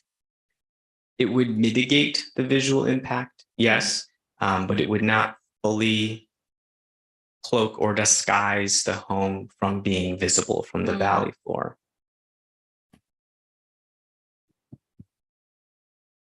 So how long, it's mentioned, if you mentioned that it took you to get here 2 years? Yeah, we working got with in the city contract July 2020 in this lot. I went through 3 iterations of pre-planning and 3 iterations of planning to get. Okay, so at what point did the city staff advise you that the height, that the variance have to be, you have to look into that? At what point did you get this information? The variance option was given to us sometime in June of this year. Because June of this year. Until that point, they were trying to make us compliant because they also didn't know that it will be hard to meet that compliance of the Crestline zone of protection. So only when really Ned Thomas came to the site, he could see what is happening with the site. He could see pretty much, yeah, this site is impossible to build without getting a variance. That's when he suggested we go for variance. And lot number 2 is okay with your building, with your height? Maybe the staff can answer that. I can't speak on behalf of the other homeowner. They would have to. Nobody complained, right? No, I didn't. I had not received any formal comments on the project, and they would have been the owners who would have, within the 300 feet, that would have received a postcard to provide comment to the city. And you have received any negative comments? The only comment I've received is from Barbara Navarro, which was just received at 6:17 p.m., which Liz Medina, I believe, has circulated. And if I may, the difference between lot 2 and lot 1 is lot 1 you just heard. Lot 2 conforms with the standards of the Hillside Ordinances, does not require a variance. Yes. They were able to redesign their home and relocate the home such that it is not visible within the Crestline zone. And from your previous question, I'd like to ask Avery, I know there were a number of letters that were sent to the applicant throughout the process. Could you give the timeline on that? Because we came up with the variance idea later in the process, but there were other comments. that were Yeah, made so previously. the first application was a pre-app, which was submitted initially on October 8th of 2020, where staff conducted 3 cycles of review. The same comment regarding the Crestline zone of protection needed to be met, which was a demonstration that was not a part of their pre-application. It was a comment that has been carried out through all of their cycles of review. And it wasn't until June 2nd of 2021 that the applicant submitted a formal application. And in that first formal application, the same comment resided regarding the need to comply with the hillside zone of protection, and further that any building height above that sightline would be restricted. And it wasn't until June 29th of 2022 that the applicant applied for the variance permit to deviate from the hillside development, as we kind of reached a point where it was no longer going to be a feasible option to proceed with a recommendation without the variance attached to it. Can I make a comment? Sure. Yeah, they put the comment in the first 3 iterations, but unfortunately that language was hard for anybody to understand. I ran it with so many people, nobody could understand. But when we got the first comments after June 2020, it had example of a previous building that's built on Calaveras. That is when we could see what these cross sections mean, what it's going to be for the actual, what is city expecting out of this Hillside Ordinance code. That is when it was clear, when we saw the examples. But that was too late by then. I happened to close on this particular lot. Sir, you have been working with an architect? Yeah, we had an architect and a civil engineer. And they tried to understand this and it wasn't clear. I, in fact, asked every one time in the meeting, and I couldn't understand what he tried to. You couldn't understand. Did the Even the architect staff was there. understood what was going on? They couldn't understand. They could. Yeah, our understanding was Crestline is like we were thinking all the time, like the behind mountains, we are not projecting on top of the behind mountains, which are the back mountains. Only when we saw the example given from the design document of, I think, the new contemporary home that's built in Calaveras Creek, that is when I could see what the expectation was. Like basically they're expecting the house to be not visible from the Crestline, because I'm an engineer. If I see the example, I could pretty much understand. I can now mathematically prove by calculations that even a 5 feet house will be visible from the viewpoint. I did that math based on the distance and the elevation of this particular lot. I just feel like the city of Milpitas and the citizens of Milpitas are very protective of the Hillside Ordinance. I understand, ma'am. And anything that goes up there, the staff has, there's already a whole scale of things that people have to take into consideration. And I feel at this point that the architect should have known this, should have understood what you were, that he was doing and what the staff was communicating. I feel very torn at this time. I love your design. It's just something really nice. And I see the hardship that you're going through, but let's see what others feel about it. Like probably Planning Commission before has understood the conflict between Hillside and these lots. That is why there was a COA 15 which allowed to put trees to do the tree screening. That original landscaping had 5 trees. They told to triple the trees and to do the screening for these 4 lots. And we are okay doing that to screen this particular house with the lots. That's why we are going 2-story. That way we don't even have bigger footprint to cover with so many trees. We can cover it with less number of trees. Oh, I understand now. If I may, Commissioner Mosen, we actually do have both the architect and the engineer. Oh, sure. So if you would like, I can ask Ms. Medina to have them online to see if they have any comments to help answer your question. So Ms. Medina, I'm fine if you want to let both the architect and the engineer to come online, provided they speak one at a time, not over each other. So maybe, and because you had requested the architect on there, maybe, have the architect respond to your question. I see the architect has the, okay. Okay, we have we have the architect, is it Fumio Suda? Yes, I'm Fumio Suda. Okay, well, welcome. So I think you've been hearing the questions from our commissioner. I'll go ahead and let you respond to her. Okay, do you see what I have? Do you hear me first of all? We hear you, yes.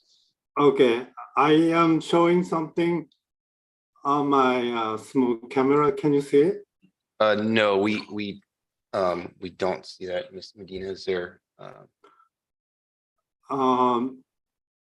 How, well, yeah, unfortunately, we're not going to be able to show that. So there's no way that I can show any visual stuff? Not through Zoom. Not through Zoom? Yeah, not through Zoom, unfortunately. Okay. If you saw some of the slides that Mr. Stark was showing, and there's one that maybe particular you wanted to, if you can describe it, maybe we have that particular slide set and we can. Well, actually, what I have was 3D flyover model, which is on YouTube. So maybe I can, there should be the link on my presentation material. But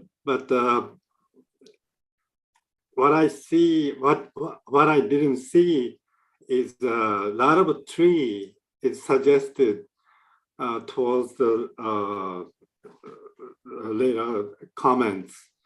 And then you actually don't see the house at all.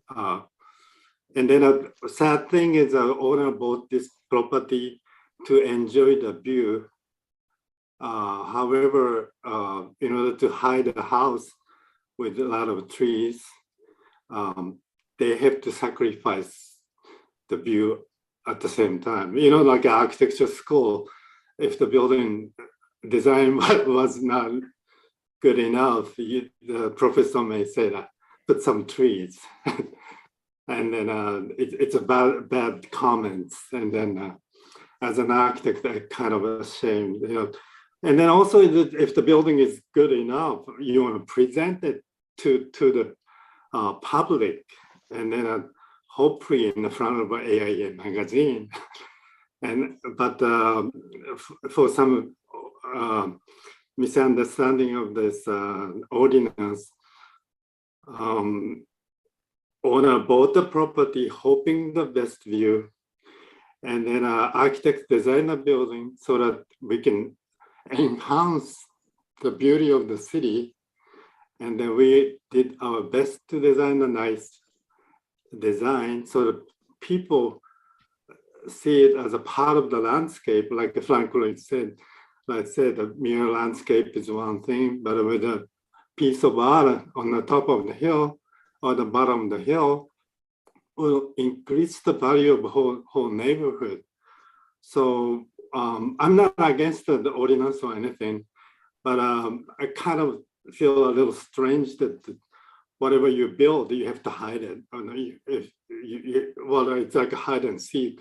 You have a crestline, and you have to hide a building because the crestline shape is the most important thing. But our situation, there are lots higher hills in behind. So actually you don't see the crestline itself. And then you see more buildings behind it too. So, and there are also, I was looking through all those viewpoints, and then the only points that you see is either backyard of the other people's house or in between the little buildings. and they're almost hard to identify what's up there. And then even top of the highest hill, you don't see anything at all. You know, there's a little dots in there. So, but I'm not trying to justify my point of view, but I appreciate the fact that we are hiding the buildings with a lot of trees, which is, if I put the link on the webinar chat, you can get my YouTube 3D. No? Do you hear me? Yeah, unfortunately, go ahead, Mr. City Attorney. Go ahead, Mr. Sorry, Planning Director, you wanted to say something. Okay, City Attorney. We won't play the YouTube video at the meeting. We're not going to play links to external videos at the meeting. Yeah, I sent in a flash drive too. Please, sir, Mr. Suda, please allow the city attorney to come. Sure, of course, sorry. Please, sir, please, can you let the city attorney finish speaking, please? You're welcome to submit it, and the planning commissioners can review it and take it into account if they have time before their vote. But we will not display it at the meeting. Okay. All right, thank you. Thank you. All right, a planning director. Yes, I appreciate the comments from the architect, but they reveal a basic misunderstanding of the Hillside Ordinance and the regulations that have been in place in Milpitas for nearly 30 years, the very purpose of which is to hide buildings on the hillside. The question before the Planning Commission tonight, and we as staff do not disagree that a variance is needed for development on this lot. That is not at all the question before the council. Or before the commission has been noted, even a very small structure on this site would be visible. And that is why, as we looked at the site in July, we suggested that they would need to apply for a variance to proceed with the project. Indeed, you know, again, any project could not be hid there. However, the question or the issue here is that the proposed structure is very visible from the viewpoints at the valley floor as established in the zoning ordinance.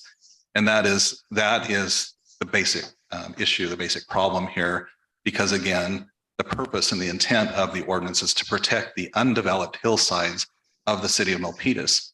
And this was based on a referendum by the citizens of Milpitas 30 years ago, when they said that the beauty of the hillsides west or east of Milpitas shall be protected by strictly limiting the types of development that occur there.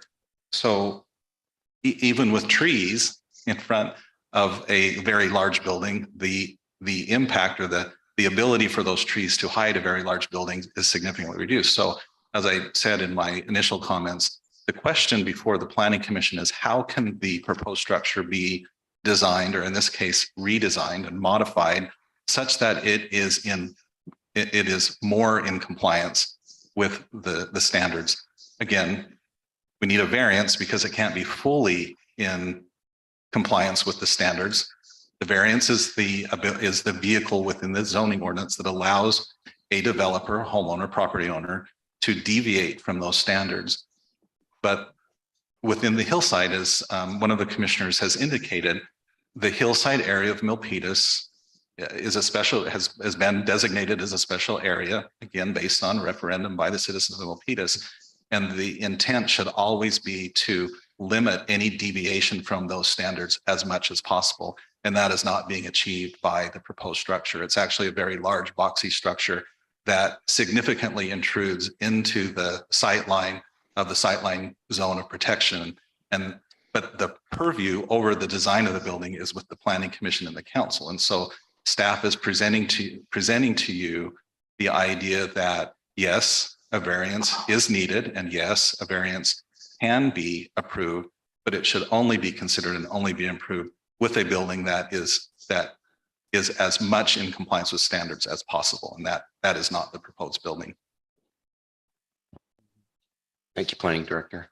I also wanted to note also there was another, the engineer also was on, also had the hand raised. So to help answer the question that was raised by Commissioner Mosen. So I'll go ahead and allow the, I believe the name is Terrence.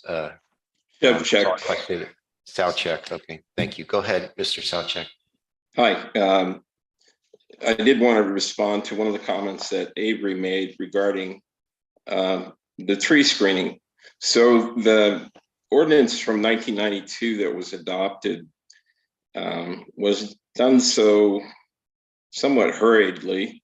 And I really am concerned that maybe the intent was that houses needed to be invisible, but there was a modification to the standards on this subdivision in particular in the year 2000 that said, under special condition number 15, that tree screening could be used as mitigation for houses that would project into the Crestline zone of protection. And that was adopted by, I believe, Planning Commission and, correct me if I'm wrong, Ned, and Council. But the idea was that because these lots were potentially visible, that these houses in particular would have triple the tree planting to provide screening. So we did go to the effort of designing a screening program or a plan that would have some earthen mounding as well as more mature 18-foot high trees that would initially provide some screening and then grow into virtually a solid screening wall for the areas of this house that would be potentially visible. So I'm just wondering, how did that not qualify as being consistent with the approved tentative map, and why that isn't available to us today for a screening program? And I guess that's directed to staff. But we do have, beyond that, a considerable backdrop of mountainous terrain that is obviously protected because we're now screened with trees, and the entirety of the project, it's not a spec, but it is reduced in scale given the distance from the viewpoints, that this would not seem to be a significant obtrusion. And if we have to go back and do some additional work on that screening program to convince staff, we're happy to do it. In fact, we did submit the tree screening plans that showed clearly the house could be blocked with the trees that we put in there, 3D simulation. Commissioner Mosen, did your questions get answered? Thank you, Chair. I let other people question. I understand what the planning director is suggesting, and it's very important for the city of Milpitas and the citizens of Milpitas that we comply by that ordinance. So my suggestion at this point is that you will have to work with the city staff. And I understand that it's a hardship for your family, but there's so many other commissioners who can also give their input, and maybe we can understand the situation much better. I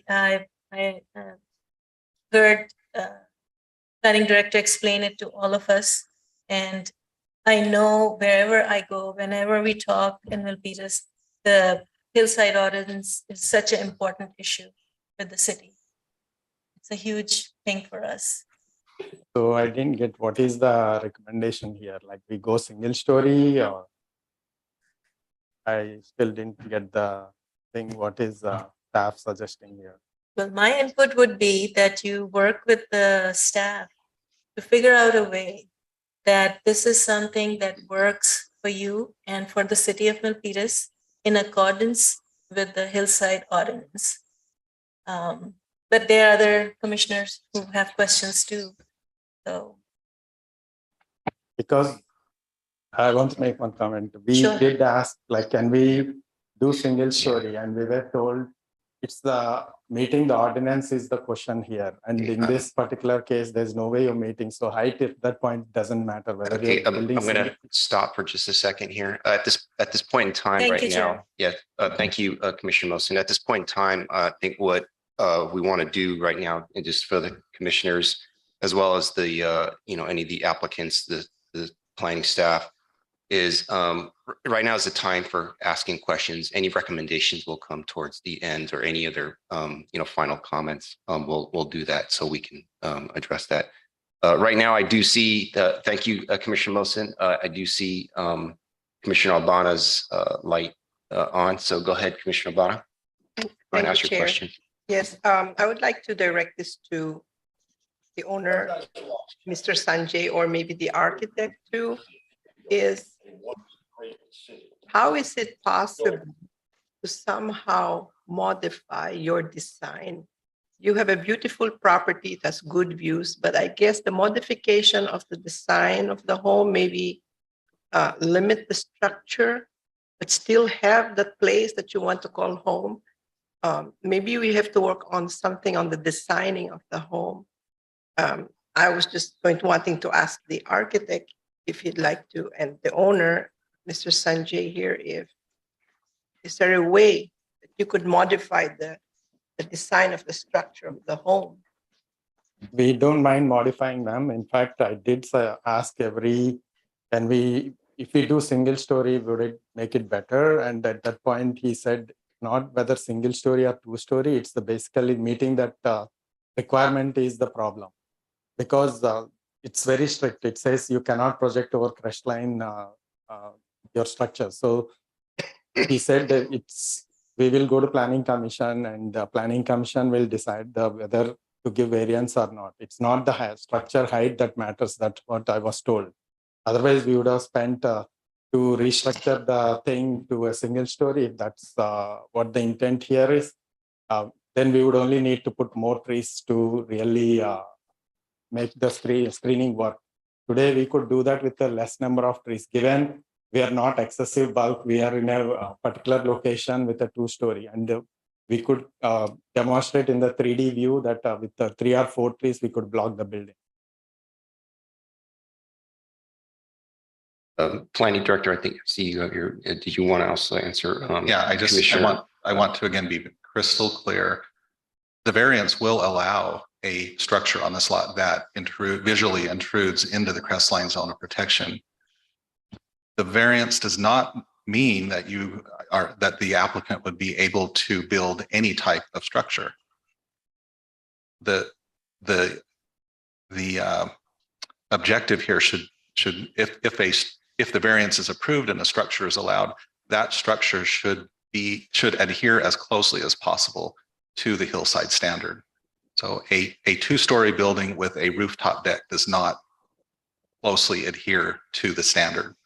A smaller profile building with step-down roof, other things that have been suggested by staff would achieve that objective. We cannot go. Excuse me. Thank you, Planning Director. I just want to make sure that Commissioner Albana, did you get your question answered? Yeah, that's also what I meant. Like, how is it possible to bridge the gap from what's the standard and making the adjustments, talking to the staff and seeing how close it could be? If I believe that we can modify it that way, there is a variance to allow you, but you'd have to make adjustments. That's what I believe. You need to make some adjustments so that we conform more to the Hillside Ordinance and also the Crestline requirement. Let me explain, ma'am. Basically, this particular lot, if you can try it. Basically, because of the fire truck requirements on the driveway, we cannot change the driveway, ma'am, because the driveway needs a U-turn for the fire truck, the T-turn, and it is right behind the building. So I cannot go further north to expand my building. Only thing is I have to come more towards the Crestline. And it might be like building on top of the Crestline, which is again prohibited under the Hillside Ordinance. As you can see in that if you see there's a T-turn on the back, that is the required diameter and the length of the driveway to make the fire truck turn. So I cannot expand the building towards the north. Only way for me is to expand towards the Crestline. Then I'd like to ask Avery, what would be the solution or resolution to basically see how we could basically make a very slight variance if we should really get to approve that? Like limiting the understory clearance, maybe eliminating the rooftop deck. Then of course acceptable to you. If not, you just basically don't build or sell the property. To be frank, then rooftop deck is not an issue because we are using glass walls and that is no way visible even from Crestline. And we are using a contemporary style home. That way we are not even going roof above. So we are really, to be frank, pretty much we are in line with that other home. In fact, we are lesser height than the other home, which is built on lot 2 because we are using a flat roof. So if you take out the roof railing, we are probably close to 20 feet, which is way below than a 2-story standard, which is 27 feet. That is why we are able to achieve even tree screening so well with the trees. Chair, if I may. Go ahead, Planning Director. It's a very good discussion. Just a couple of things. So we have no objections to the driveway. The driveway design is actually in compliance with the design standards for the Hillside Ordinance. And we're not suggesting that the driveway needs to be moved. I think the thought here is that the structure itself needs to be redesigned so that it is not as large and bulky and visible, and so that the intrusion into the Crestline zone of protection is reduced. And with regard to the rooftop deck, although it's not an enclosed story, people on the roof could be arguably adds additional height to the building. It's not an essential feature of the building, and it will impact privacy. And one of the standards in the Hillside Ordinance is a specific standard of the Hillside Ordinance is the protection of privacy. Now, as we've noted in the staff report, that impact is mitigated somewhat by the larger than usual setbacks, as well as the significant open space within the subdivision. However, it's still having none of the other houses in the area have a rooftop feature, and so it does have an impact on the area. I would also like to add to my previous comments that adding a berm and adding the landscaping, which is required by condition of approval number 15 in the PUD, should apply to this property. And by all means, berm and additional trees, please add those. Those will be more effective with for a building that has a smaller profile than a very large building. It will take many years before trees would be able to adequately or effectively screen the building that is proposed, which is again very large and boxy. So we're looking for a combination of all of these things to comply with the Hillside Ordinance, which again is to make development or to lessen the visibility of development that occurs on the hillside. Both and was earlier stated that there is a very large hillside behind. We've had previous discussions with this commission in the past over that very issue, but the Hillside Ordinance protects both the view of the hillside in the far distance, but more particularly those hillsides that are nearby. And we have heard with other projects significant public input on the protection of those hillsides that are most visible to the community below. Thank you, Planning Director. Commissioner Albana, did that answer your question? Avery, would there be some pointers or like some points that we could put into what modifications we could help? Yes, there are some options. As you stated, limiting the understory clearance to no more than 5 feet, which would request the waiver of Planning Commission as a part of its recommendation, which would eliminate the basement. It's possible with that design that the overall height from grade to top of that first floor would be reduced. Limiting the structure to 2 stories with floor to ceiling clearances of no more than, say, 8 feet is an option right now. The clearance between each floor is 11 and 10 and a half almost. So they're taller plates than a traditional home might be more like 7 or 8. Using a step down to lower the roof line on a downward slope along the sides of the home to make more of a tiered effect. Again, it would become possibly more consistent with the ideal of reducing bulk and massing in the hillside, potentially reducing the number of windows to minimize potential glare down to the valley floor. Again, when we're at such a high perch, so visible from the valley floor, if you were to go outside this evening and look, you would possibly be able to see those lights. Again, those things haven't been tested, but those are possibilities. Eliminating the rooftop deck, as again, Mr. Director mentioned, is not an essential feature, but it does add another semi-ish story area to recreate that could reasonably impact the privacy of neighbors. All things that could be brought back to staff, and we could work with the applicant to come up with a redesign in such a way that would lessen the variance request to get it as close as possible to the Crestline sightline, which we could then provide more in detailed diagrams to help the Planning Commission or Council understand the specifics as to where that sight line is visible from. I would also still recommend that at that point, we would do the story pole test and have the story poles placed to be able to visually understand the potential impact of the actual building envelope and massing itself. That way, the commissioners yourselves or the council or the community could go stand in those viewpoints and look up and discern for themselves whether that structure is visible or not, or if the amount of visibility is such that it is more apt for the variance request. Those would be my recommendations. Awesome. So with those 6, I added I was counting it, that was 5. And then what did you say, the test, the poll? To do this story pole test which is to erect story poles to imitate the exact height and peak of the building on the building pad in that location. So as you were to go to the viewpoints and look up at the hills, you would either be or not be able to see, usually they're orange flags that indicate the roof line of that structure. So with this that you have studied and reviewed, this will help the applicant still have his dream home that he loves to have, because that's what my heart wants to help Ma'am, how him. can this be a dream home, ma'am? Nowadays, nobody builds a house which is 8 feet high floor. We are being recommended to build not even 10 feet, which is the standard nowadays. We are asking to be built 8 feet high floor. I've been to houses like that. I'm a 6 feet tall guy. I feel like roof falling on me, and I'm inside a 8 feet home.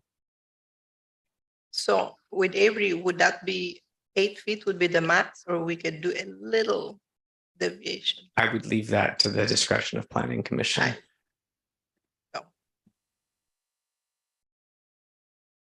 And I feel that we are being recommended to move more towards the Crestline, which is against the Hillside Ordinance intent. Because we cannot move, they asked us to move towards the east. We showed how it is not possible given the driveway requirements and the fire truck. Now, if I have to come single story, then I'm going to move more towards the west side, towards the Crestline. Commissioner Bona, did your question get answered? Yeah, that was my comment in wanting to help the applicant. What I wanted to just add is. And in fact, we did ask, like, should we change it to single story? And we were told that is not the requirement here. It's the Crestline projection. So don't change anything. And even we asked, should we add more trees? We were told, leave it as it is, as long as you think it is going to meet the requirement. And we did demonstrate with 3 or 4 trees, we can really block the site screening, which was even approved by previous Planning Commission and the City Council. Well, I just wanted to comment that we have to respect the hillside development standards and also the Crestline zone protection. It's just basically meeting, to me, how you could meet this. I'm sorry, Commissioner That's my Bona. comment. Yeah, I'm sorry. That's my Okay. comment. Any other further questions, Commissioner Bona? That's it. Apologize. Okay. All right. Thank you. I know. Okay. Commissioner Galong. go Yes, ahead. You had some questions. thank you. Mr. Every, in table number 3, summary of development standards, on the proposed residence located within 300 feet east of Crestline, where'd you get that 300 feet? Please educate me. I don't know what's 300 feet. The 300 feet? Yes. That's codified language in the municipal code as a part of the zoning ordinance. It's a further section under the height requirement when it's letter C, I believe. I don't have it in front of me, but it further restricts the height of a building to be not visible within the sight line when it's within 300 feet east of the crest line. That's the language that's been a part of our municipal code in Milpitas for 30 some plus years. That has not changed or deviated. Okay, if the applicant planted trees, taller trees, is that be okay? Just cover the view.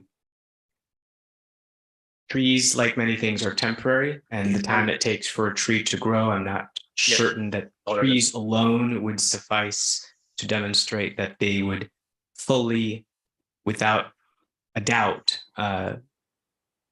mask or enclose the home, which again then doesn't quite fit the need, the design. And we're not asking the owner to move the home in any direction. It's more of a height concern, and to meet where there is a sight line, there is a pocket that could be utilized, but has not been studied beyond going up there individually. So there are still ways in which we could address the impact of the variance, the severity of the variance ask to be lessened, to be closer, if not as close as possible, to the existing standards that would apply. And I would note that it's this 300 feet easterly that are the most sensitive. They are the most visible of our hillside. If this house was located 600 feet to the east, this rule would not apply, because 600 feet east of the hillside is below the crest line and would not be visible from the valley floor. So the intent of the zoning code and the specific language, we believe, it was made with quite thorough thought when it was written. If the applicant will build underground, so that it can minimize the height of the building, is that possible? That is a possibility, yes. That is still conforming with the development standards of the city of Milpitas, and that is an option. Okay. Mr. Applicant, I'm just curious because you propose 8 spaces parking lot, 2-story. Is this a pure residential use or be something else in the future? It is a big house. Which one, sir? I mean, you propose 8 parking lots, a huge house, right? No, Yeah, 8. Those right? are outside, sir. Yes. Only 2 parking lots are covered. Plus a 2-story and the rooftop, correct? Yeah.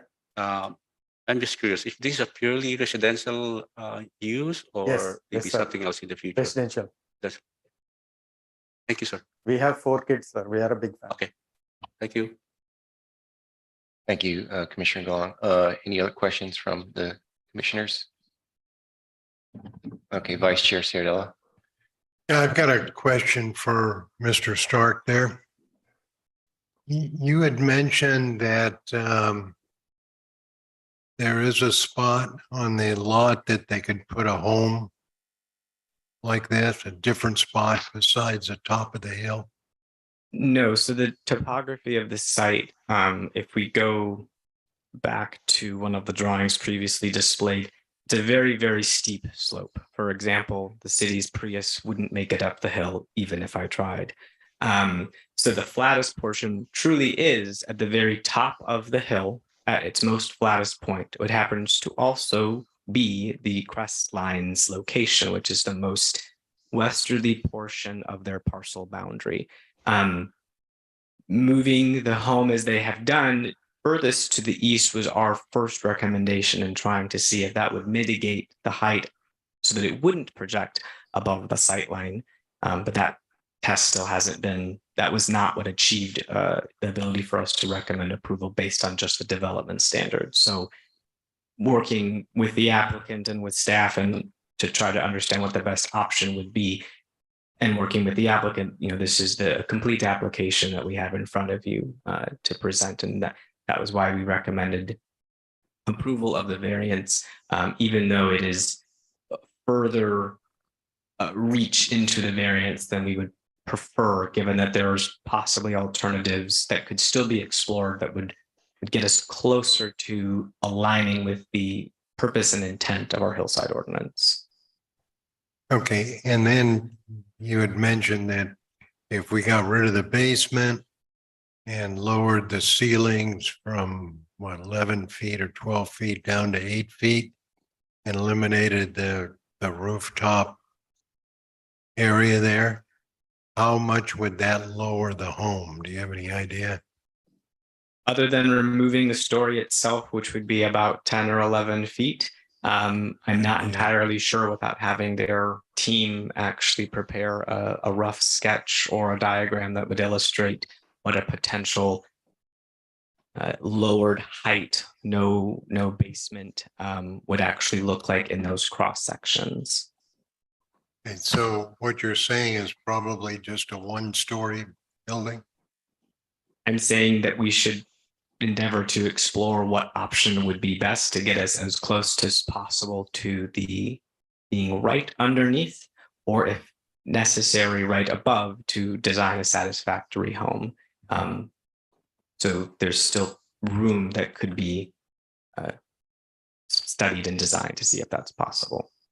Okay. Yeah, if I may. Yeah, I just worry about the, the code, the Crestline zone of protection. That's what I think all the citizens are concerned about, not only just myself, but a few of us up here. Hey, thank you, Avery. Welcome. Thank you, Vice Chair Ciardella. Planning Director, you had a comment? I think it's impossible for us to speculate on exactly what design would fit on the site. Or I would venture to say that even a two-story, or as we saw in lot 2, a 1.5 story building may fit on this site. This is one of the reasons why we have asked for the story poles, that once the home is redesigned and then the story poles, then we can actually see what we're dealing with. It's entirely possible, I believe, that with a berm and with tree, and the applicant will be required to plant the trees that would screen the house, that it's entirely possible, that would give us some basis for fully approved, saying that the variance or the house with the variance then substantially complies. It doesn't fully comply, but it substantially complies with the standards of the Hillside Ordinance. I thought one of the requirement is you cannot build on top of the Crestline, right? So that means I might have to build single story, which is probably 3,000 square feet. That's all for this lot. After building a driveway, which is 400 feet, costing me close to 700K, which is my estimation at this point.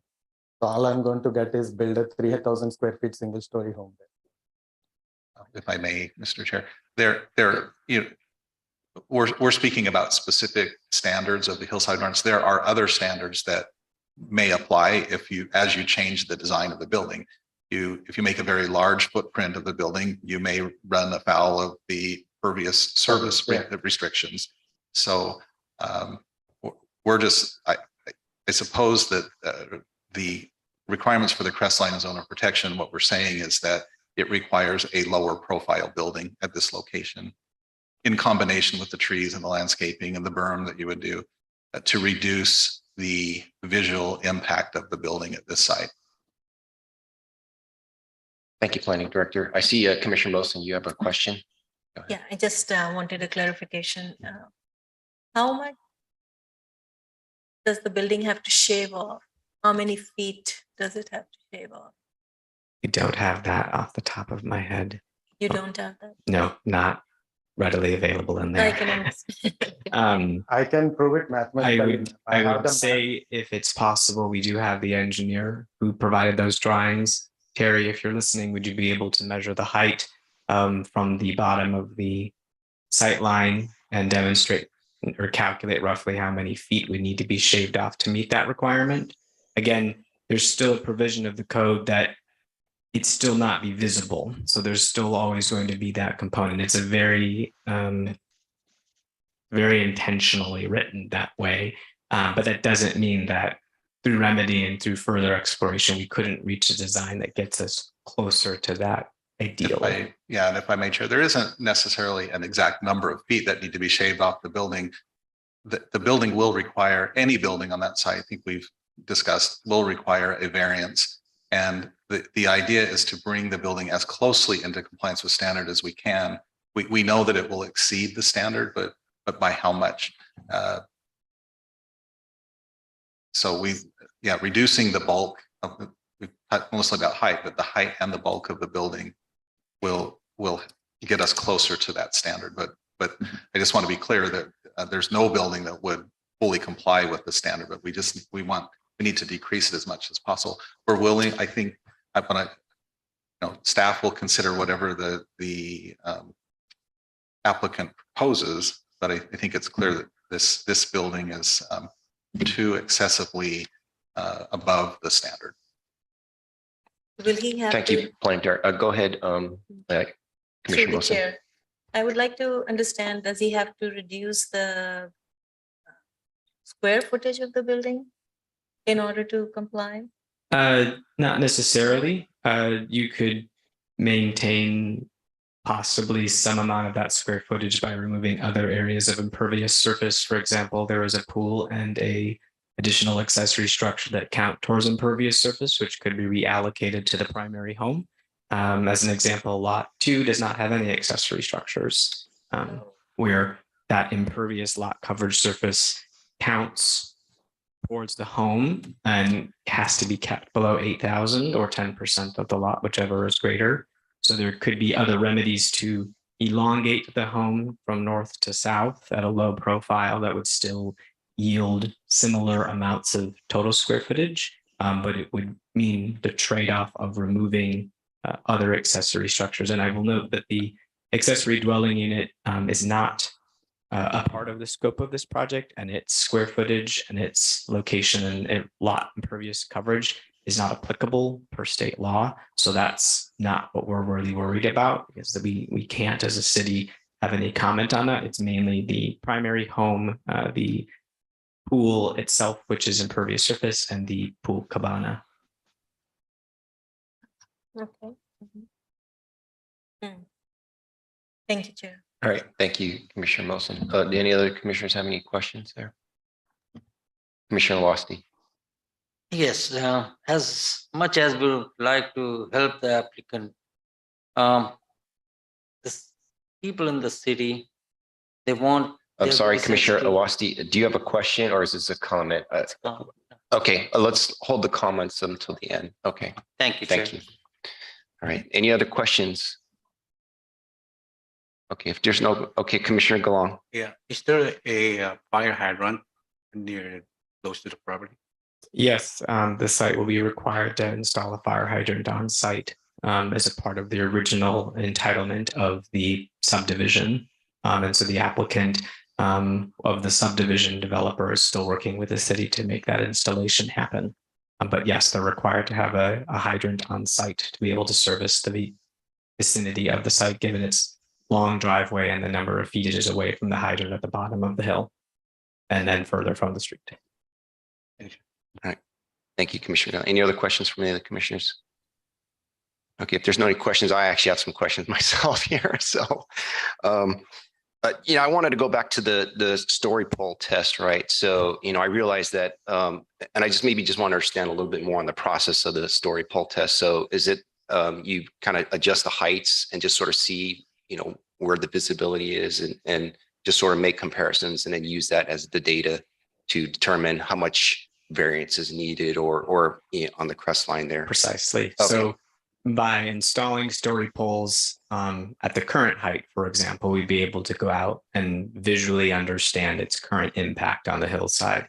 And then through discussions of what alternative designs could be, there are simply metal poles that are then held up by string, like you build a tent with your kids. And then there's just a yellow flag rope or orange that runs along the perimeter of the building and then up to the peak to illustrate the building envelope.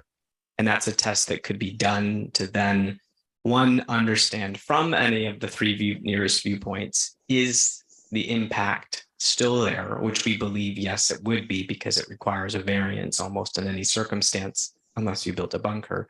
But you then be able to see the potential change, and you'd then be able to understand its impact in terms of how that aligns with where trees might be planted or a berm might be placed. Okay, so the comment earlier about that, I mean, I heard comment earlier about, not needing the story pole just because of the visibility, but that's not necessarily the case. It's actually, you have data points, is that correct? That you can actually use and determine how much variance or how much you need to lower. In a way, house yes, by. a visual data point for the literal naked eye to sit and look at. The height of the structure in relationship to earth in terms of a civil drawing is all done based on math. So they're looking at the topographic math, the grade that it's at, which is about 450 feet above sea level, the height of the building and its structure and its alignment with a sight line.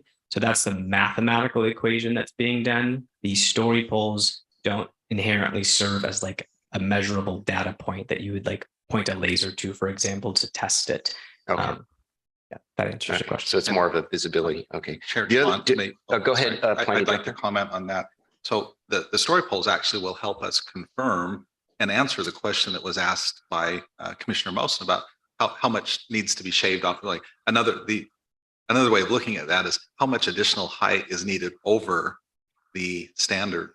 And so what we would like to do is we know that, as you were saying, usually the story poles are used to see, well, is it visible? We know that it will be visible, but in this case, it will help us answer the question about, well, how much over so if the structure is redesigned and we put up the story poles, we will be able to say exactly how many feet over the crestline is there.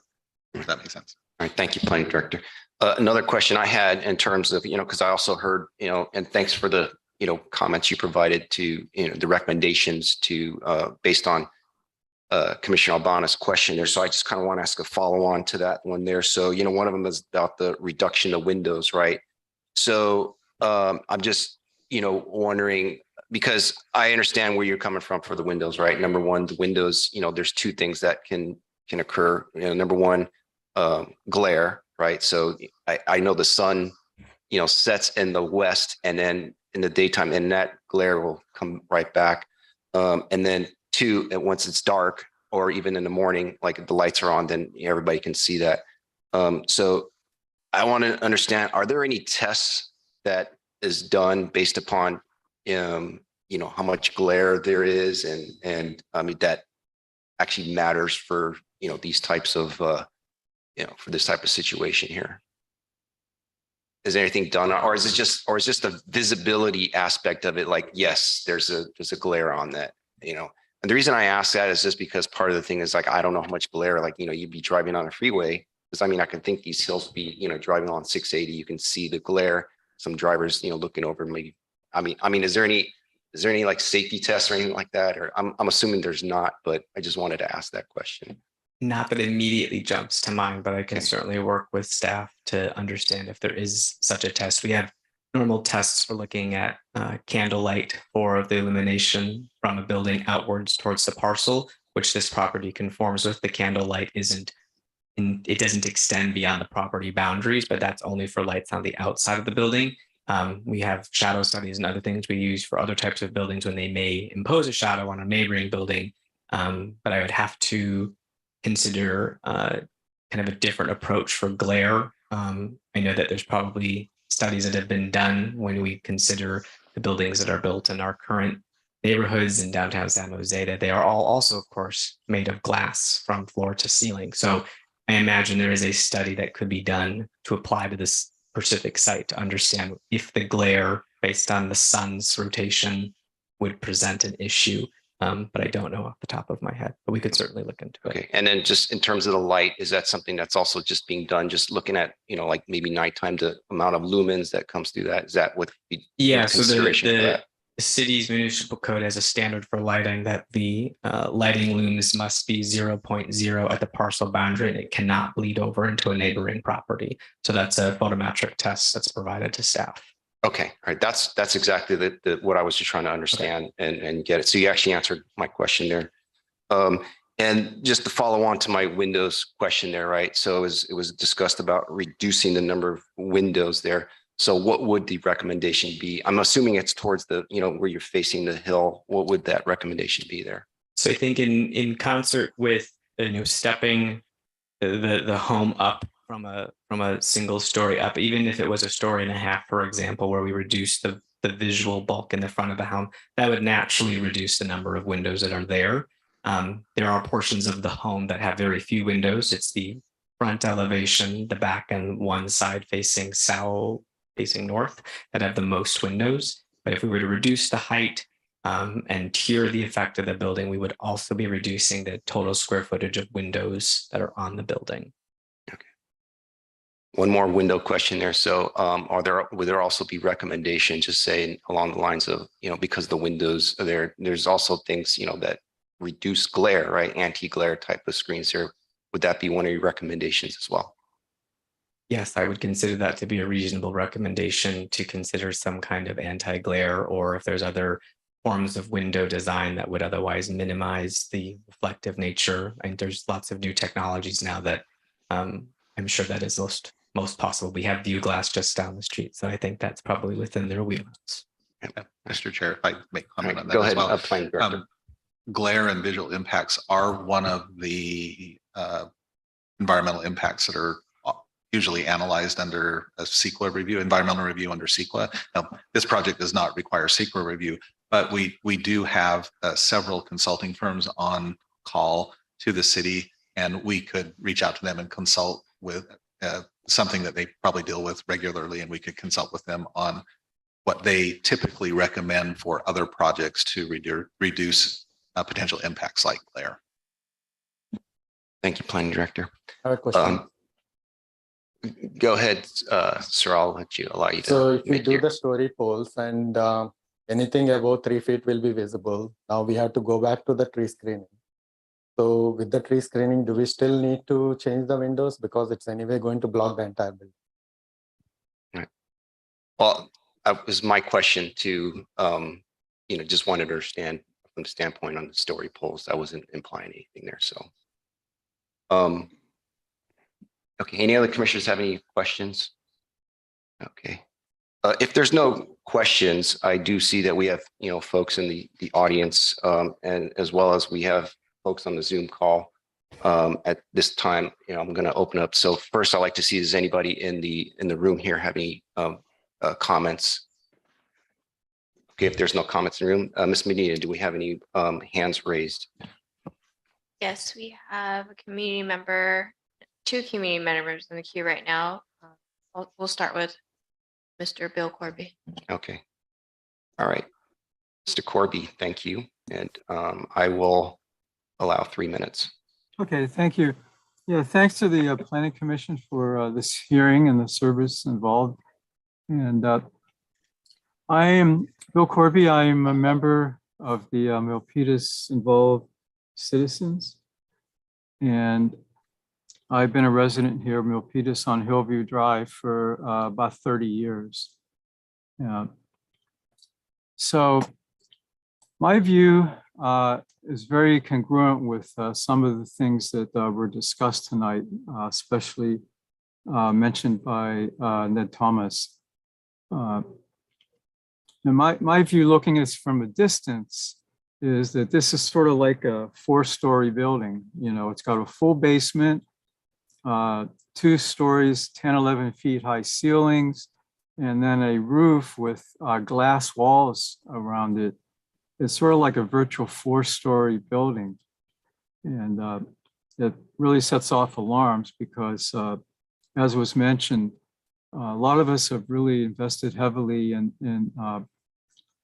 living in Milpitas because of the ordinance for the hills, and paid mortgage for 30 years and feel strongly about this. So for this situation, it seems like there are some solutions which are feasible.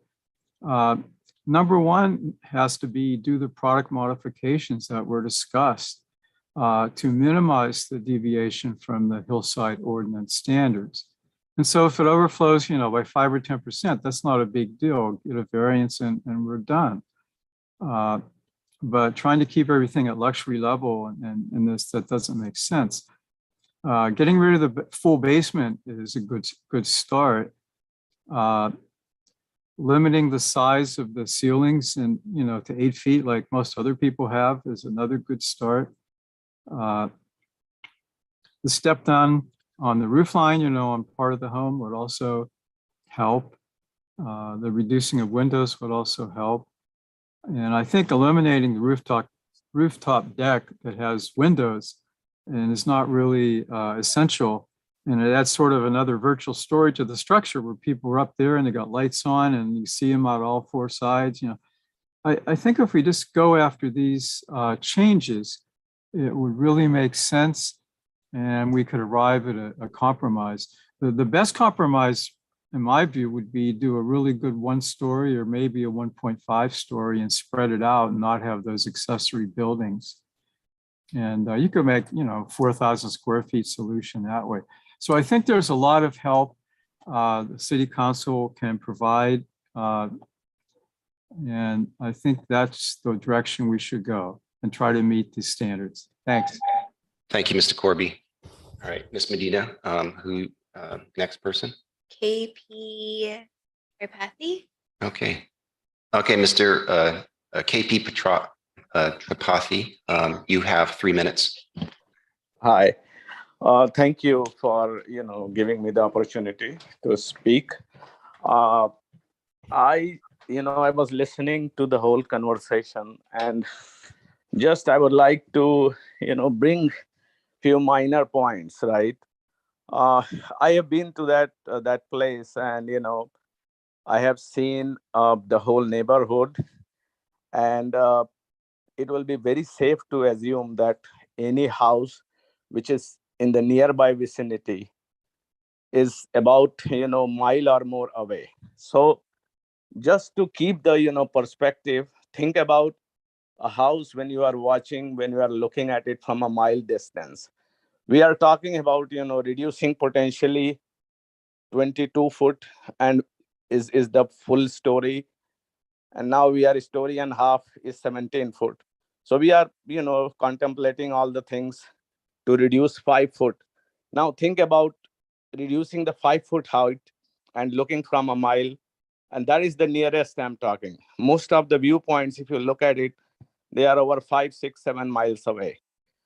So that is something to think with a grain of salt, that take that all effort, take all the things, and then effectively what are we getting there, right? So that is something to think about. Second point is, again, the permeable space there, how exactly the whole permeable space is being used. And we could, if you look, we could maybe increase the footprint of the house, right? And if we horizontally, I heard the previous gentleman, he said you can go 4,000. So the house, the footprint is pretty small, actually. It is about 2,700 square foot. Now, if we spread horizontally, then, even from a distance, horizontally spreading may or may not give you, that look where we want to have a minimal presence. So, and I heard Sanjay also earlier, with 4 or 5 trees, and, trees look tall. If you are looking from a distance, actually, it will look very seamless. And I think, in few of the earlier meetings also, that idea was shared that there is a very similar situation near Berkeley, in Atherton, and in bunch of places, and how the people have, dealt with it and covered it. So we can, pretty much look at it and take care of that without, affecting the whole philosophy of city of Milpitas. That's it from me. Thank you. Thank you, Mr. Tripathi. Okay, next, Ms. Medina. Mr. Frank Bush. Okay, Mr. Frank Bush, you have 3 minutes. Hello. I feel for the owner, but there are already too many monster houses visible on the hillside, and we don't need any more. If we make an exception now, it's a slippery slope, setting an exception for this house, and we'll see more and more projects like this. Any new project must comply with the current hillside standards, and a variance should not be allowed. If they're unwilling to comply, then you should not approve this project. If they make the changes to comply with the regulations, then I'm fine with this project being approved, but it needs to comply with the rules that have been set up for about 30 years. This should not be a surprise to anyone. So please do not approve this project. Thank you. Thank you, Mr. Bush.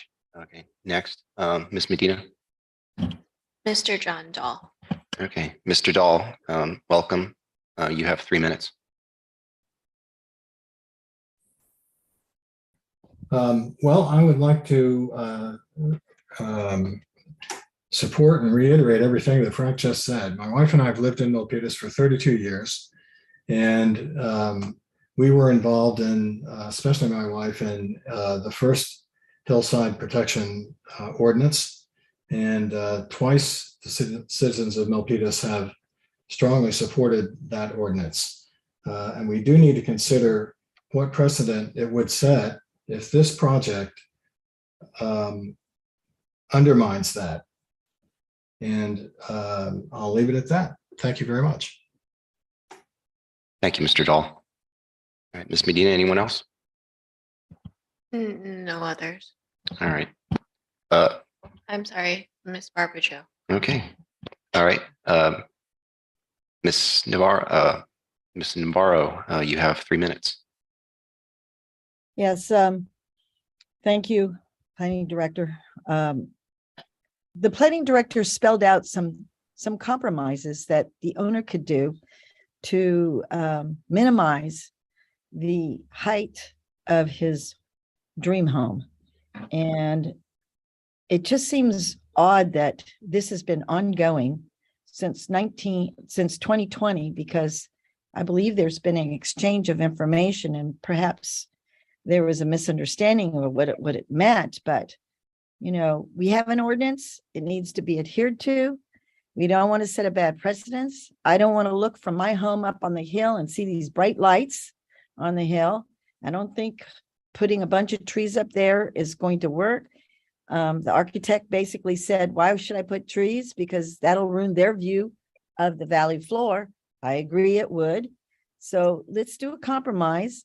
Let's deny this and have them go back to the drawing board and work with our planning department to try and find a solution that will minimize the variance that needs to be approved. That is my recommendation.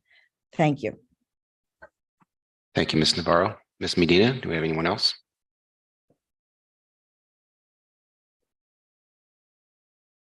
No others. All right, thank you. All right, this time, I don't see any other comments. So can I get a motion to close the public forum? The public forum. I got a motion from Commissioner Mosen. Do I have a second? All right, got a second from Commissioner DeLong. All right, roll call vote. Commissioner Mosen. Aye. Commissioner Medina Ashby. Aye. Commissioner Awasti. Aye. Commissioner Galong. Aye. Commissioner Albana. Aye. Vice Chair Ciardella. Aye. Chair Chuan is aye. Public comments section is closed. All right. Last item here is just gonna go down if the planning committee, anyone in the planning commission here has any questions or final comments they'd like to make here. We're going through the, both questions and deliberation aspect here.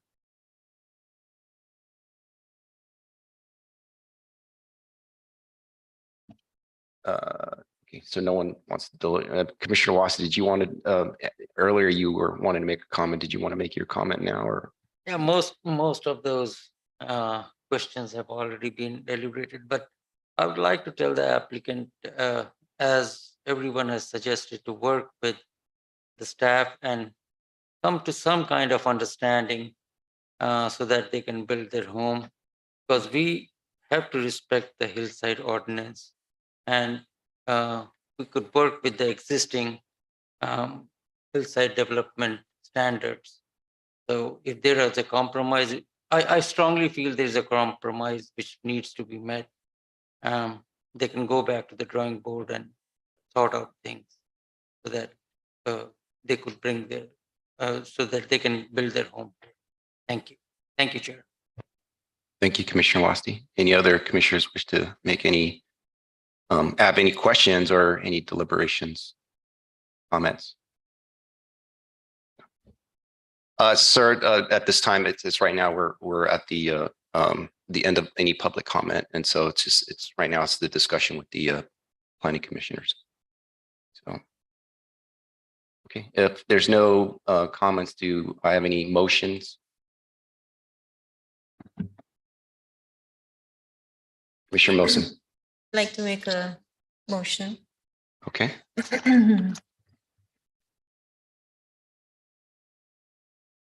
I would like to propose adopting resolution 22-016, recommending the city council approve the site development permit number SD 22-009, planned unit development amendment P-PA22-002, and variance PAVA22-001 to allow the development of the single-family residence in Lot 1 of PUD number 68. In conformance with the development standards of the R1-H single-family residential hillside zoning district, subject to the findings and attached conditions of approval. Okay, thank you, Commissioner Wilson. And I just want to clarify, so your recommendation here or your motion here is for approval, and also are you adding any other recommendations or anything like that? Or are you reading it just as is? I'm reading it as it is with Okay. the variance, to approve the variance so Okay. that the applicant can work with the city and the staff and the suggestion of the planning director. Commissioner, just to clarify, Yes. I don't think what you've said and what your motion was are the same thing. So what you've motioned is for approval, including the variance. It would be approval of the building as designed and presented in the report. It would not require the applicant to go back and work with staff. If you wanted the applicant to go back and work with staff, you would have to move to deny the permit.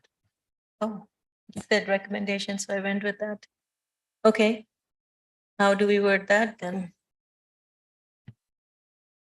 Well, one way I could do it is I could ask for a second. If I don't get a second, then that kills the motion. And then if you want, she can make another motion, correct? But I think if she's withdrawn her motion, you Yeah. don't need to ask for a second. Yes, I have. Okay, so you're withdrawing your motion?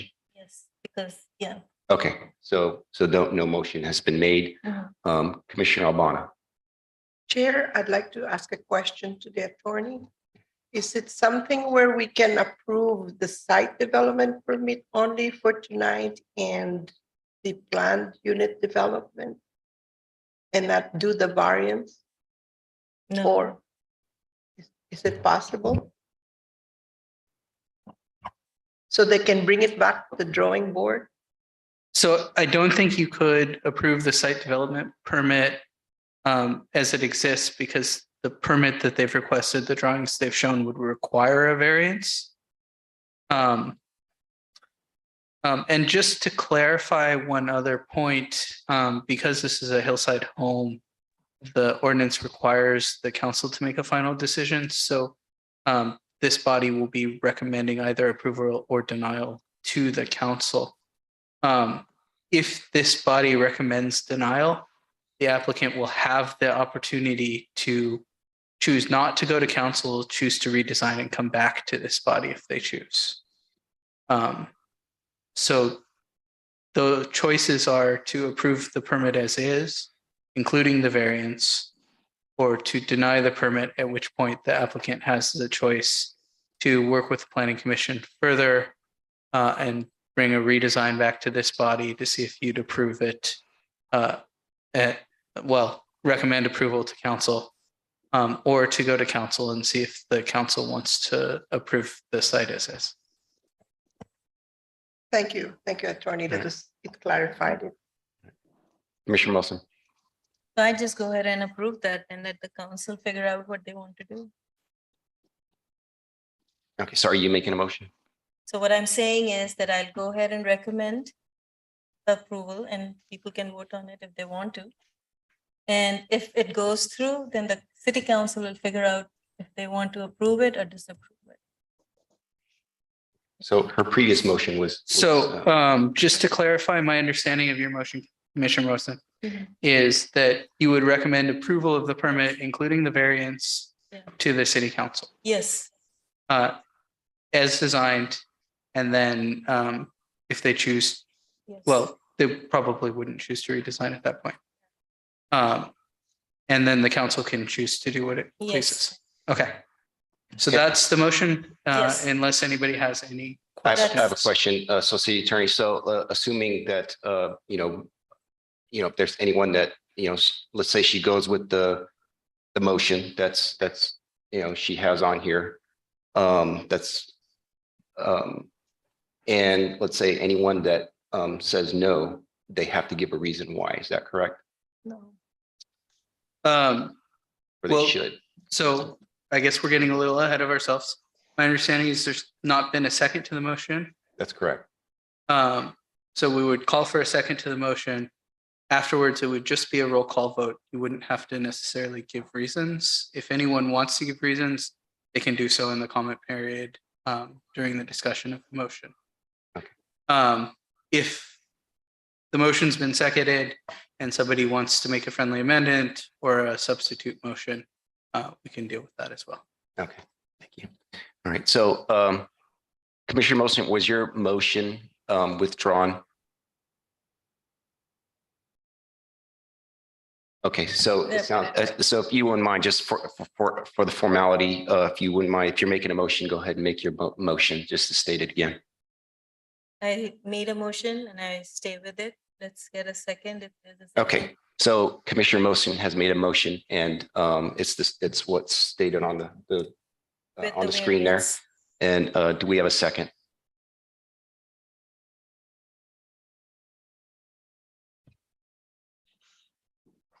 So there's no second. So motion dies. Okay. So do we have any motions? I have a question again, Chair. Go ahead, Commissioner Albano. This is something different. And also a question to attorney. Is it possible to maybe have an open and amendable to recommending an approval for the variance if the applicant agrees to modify the project to reduce the extent of the 5 points we talked with? Or do we just basically approve or deny? So my understanding on here, and city attorney, you can correct me, or actually, I'll let you go ahead and respond to that. So the issue before the commission right now is whether to recommend approval or denial to the city council of the project as it is. I think that if the commission has some information or some qualifications about what it would be inclined to approve, if it recommends for denial today, it would be appropriate to put those on the record. To some extent, I think some of you have done that already. Those of you who haven't may wish to do so. And then once denial is recommended, the applicant, of course, has the information that's within the record today and can choose how to proceed from there. Answer your question. Thank you, attorney. Go ahead, Commissioner Albano. Yeah. Yeah, thank you, Chair. Then I would move and recommend to deny the adoption of the resolution. I second. Okay, so we have, does she need to read the full? I have to read the full, Does yes. she have to read the I'm whole, sorry. whole thing or? I think it's sufficient to deny the resolution. Okay, Or you wouldn't be denying the resolution, you'd be recommending adopting a resolution to deny the recommend. Excuse me, let me get my thoughts straight before I start talking. You would be adopting a resolution to recommend denial of the permit as is to the city council. and a yes vote would be denial. A yes vote would be for denial. Okay, so we have a motion from Commissioner Albana and a second from Commissioner Medina Ashby. I'm going to do roll call vote. And I suppose since I just said that, I should clarify both Commissioner Albana and Commissioner Medina Ashby. Is that your understanding of the motion you've made? Yes. And the Yes, motion you Attorney. seconded? Can you just say it so that Yes. it's on the record? All right. Thank you. All right. All right, Commissioner Mosin. Okay, can you put on your microphone? I want to hear everybody. Aye. Okay, Commissioner Medina Ashby, Aye. Commissioner Awasti, Aye. Commissioner Galang, Aye.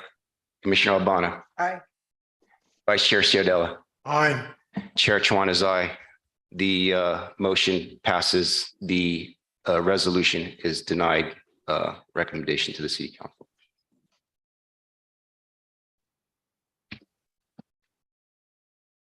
Okay.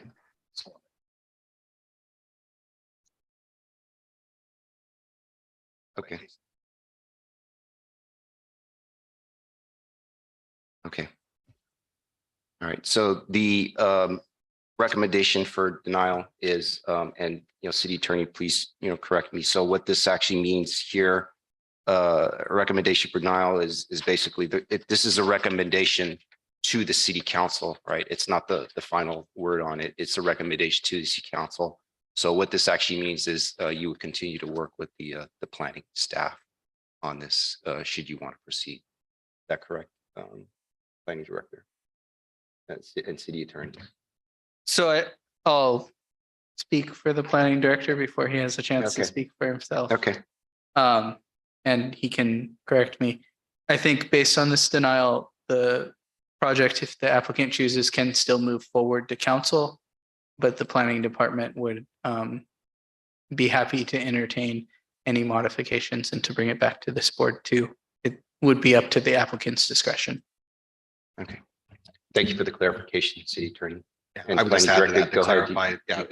clarify, the decision by, or the recommendation from the Planning Commission gives you as the applicant and your design team the choice. You can proceed to the City Council with a recommendation for denial from the Planning Commission, or as you heard tonight, several suggestions for how you might modify your project. We'd be happy to work with you, and then we would bring that back to the Planning Commission. And I think there are various ways that we can do that, and then we might have a different discussion at a future meeting with a revised project that is more in line with the Hillside standards, is what I heard from the discussion tonight.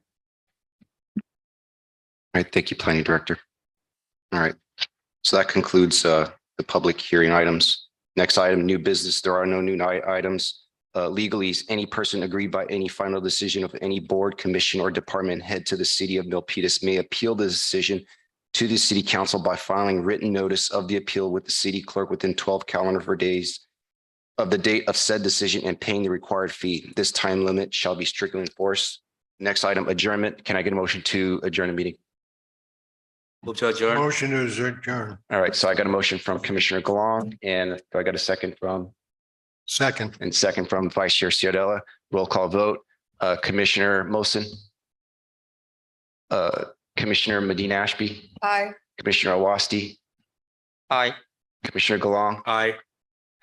Commissioner Albana. Aye. Vice Chair Ciodella. Aye. Chair Chuan is aye. Meeting's adjourned.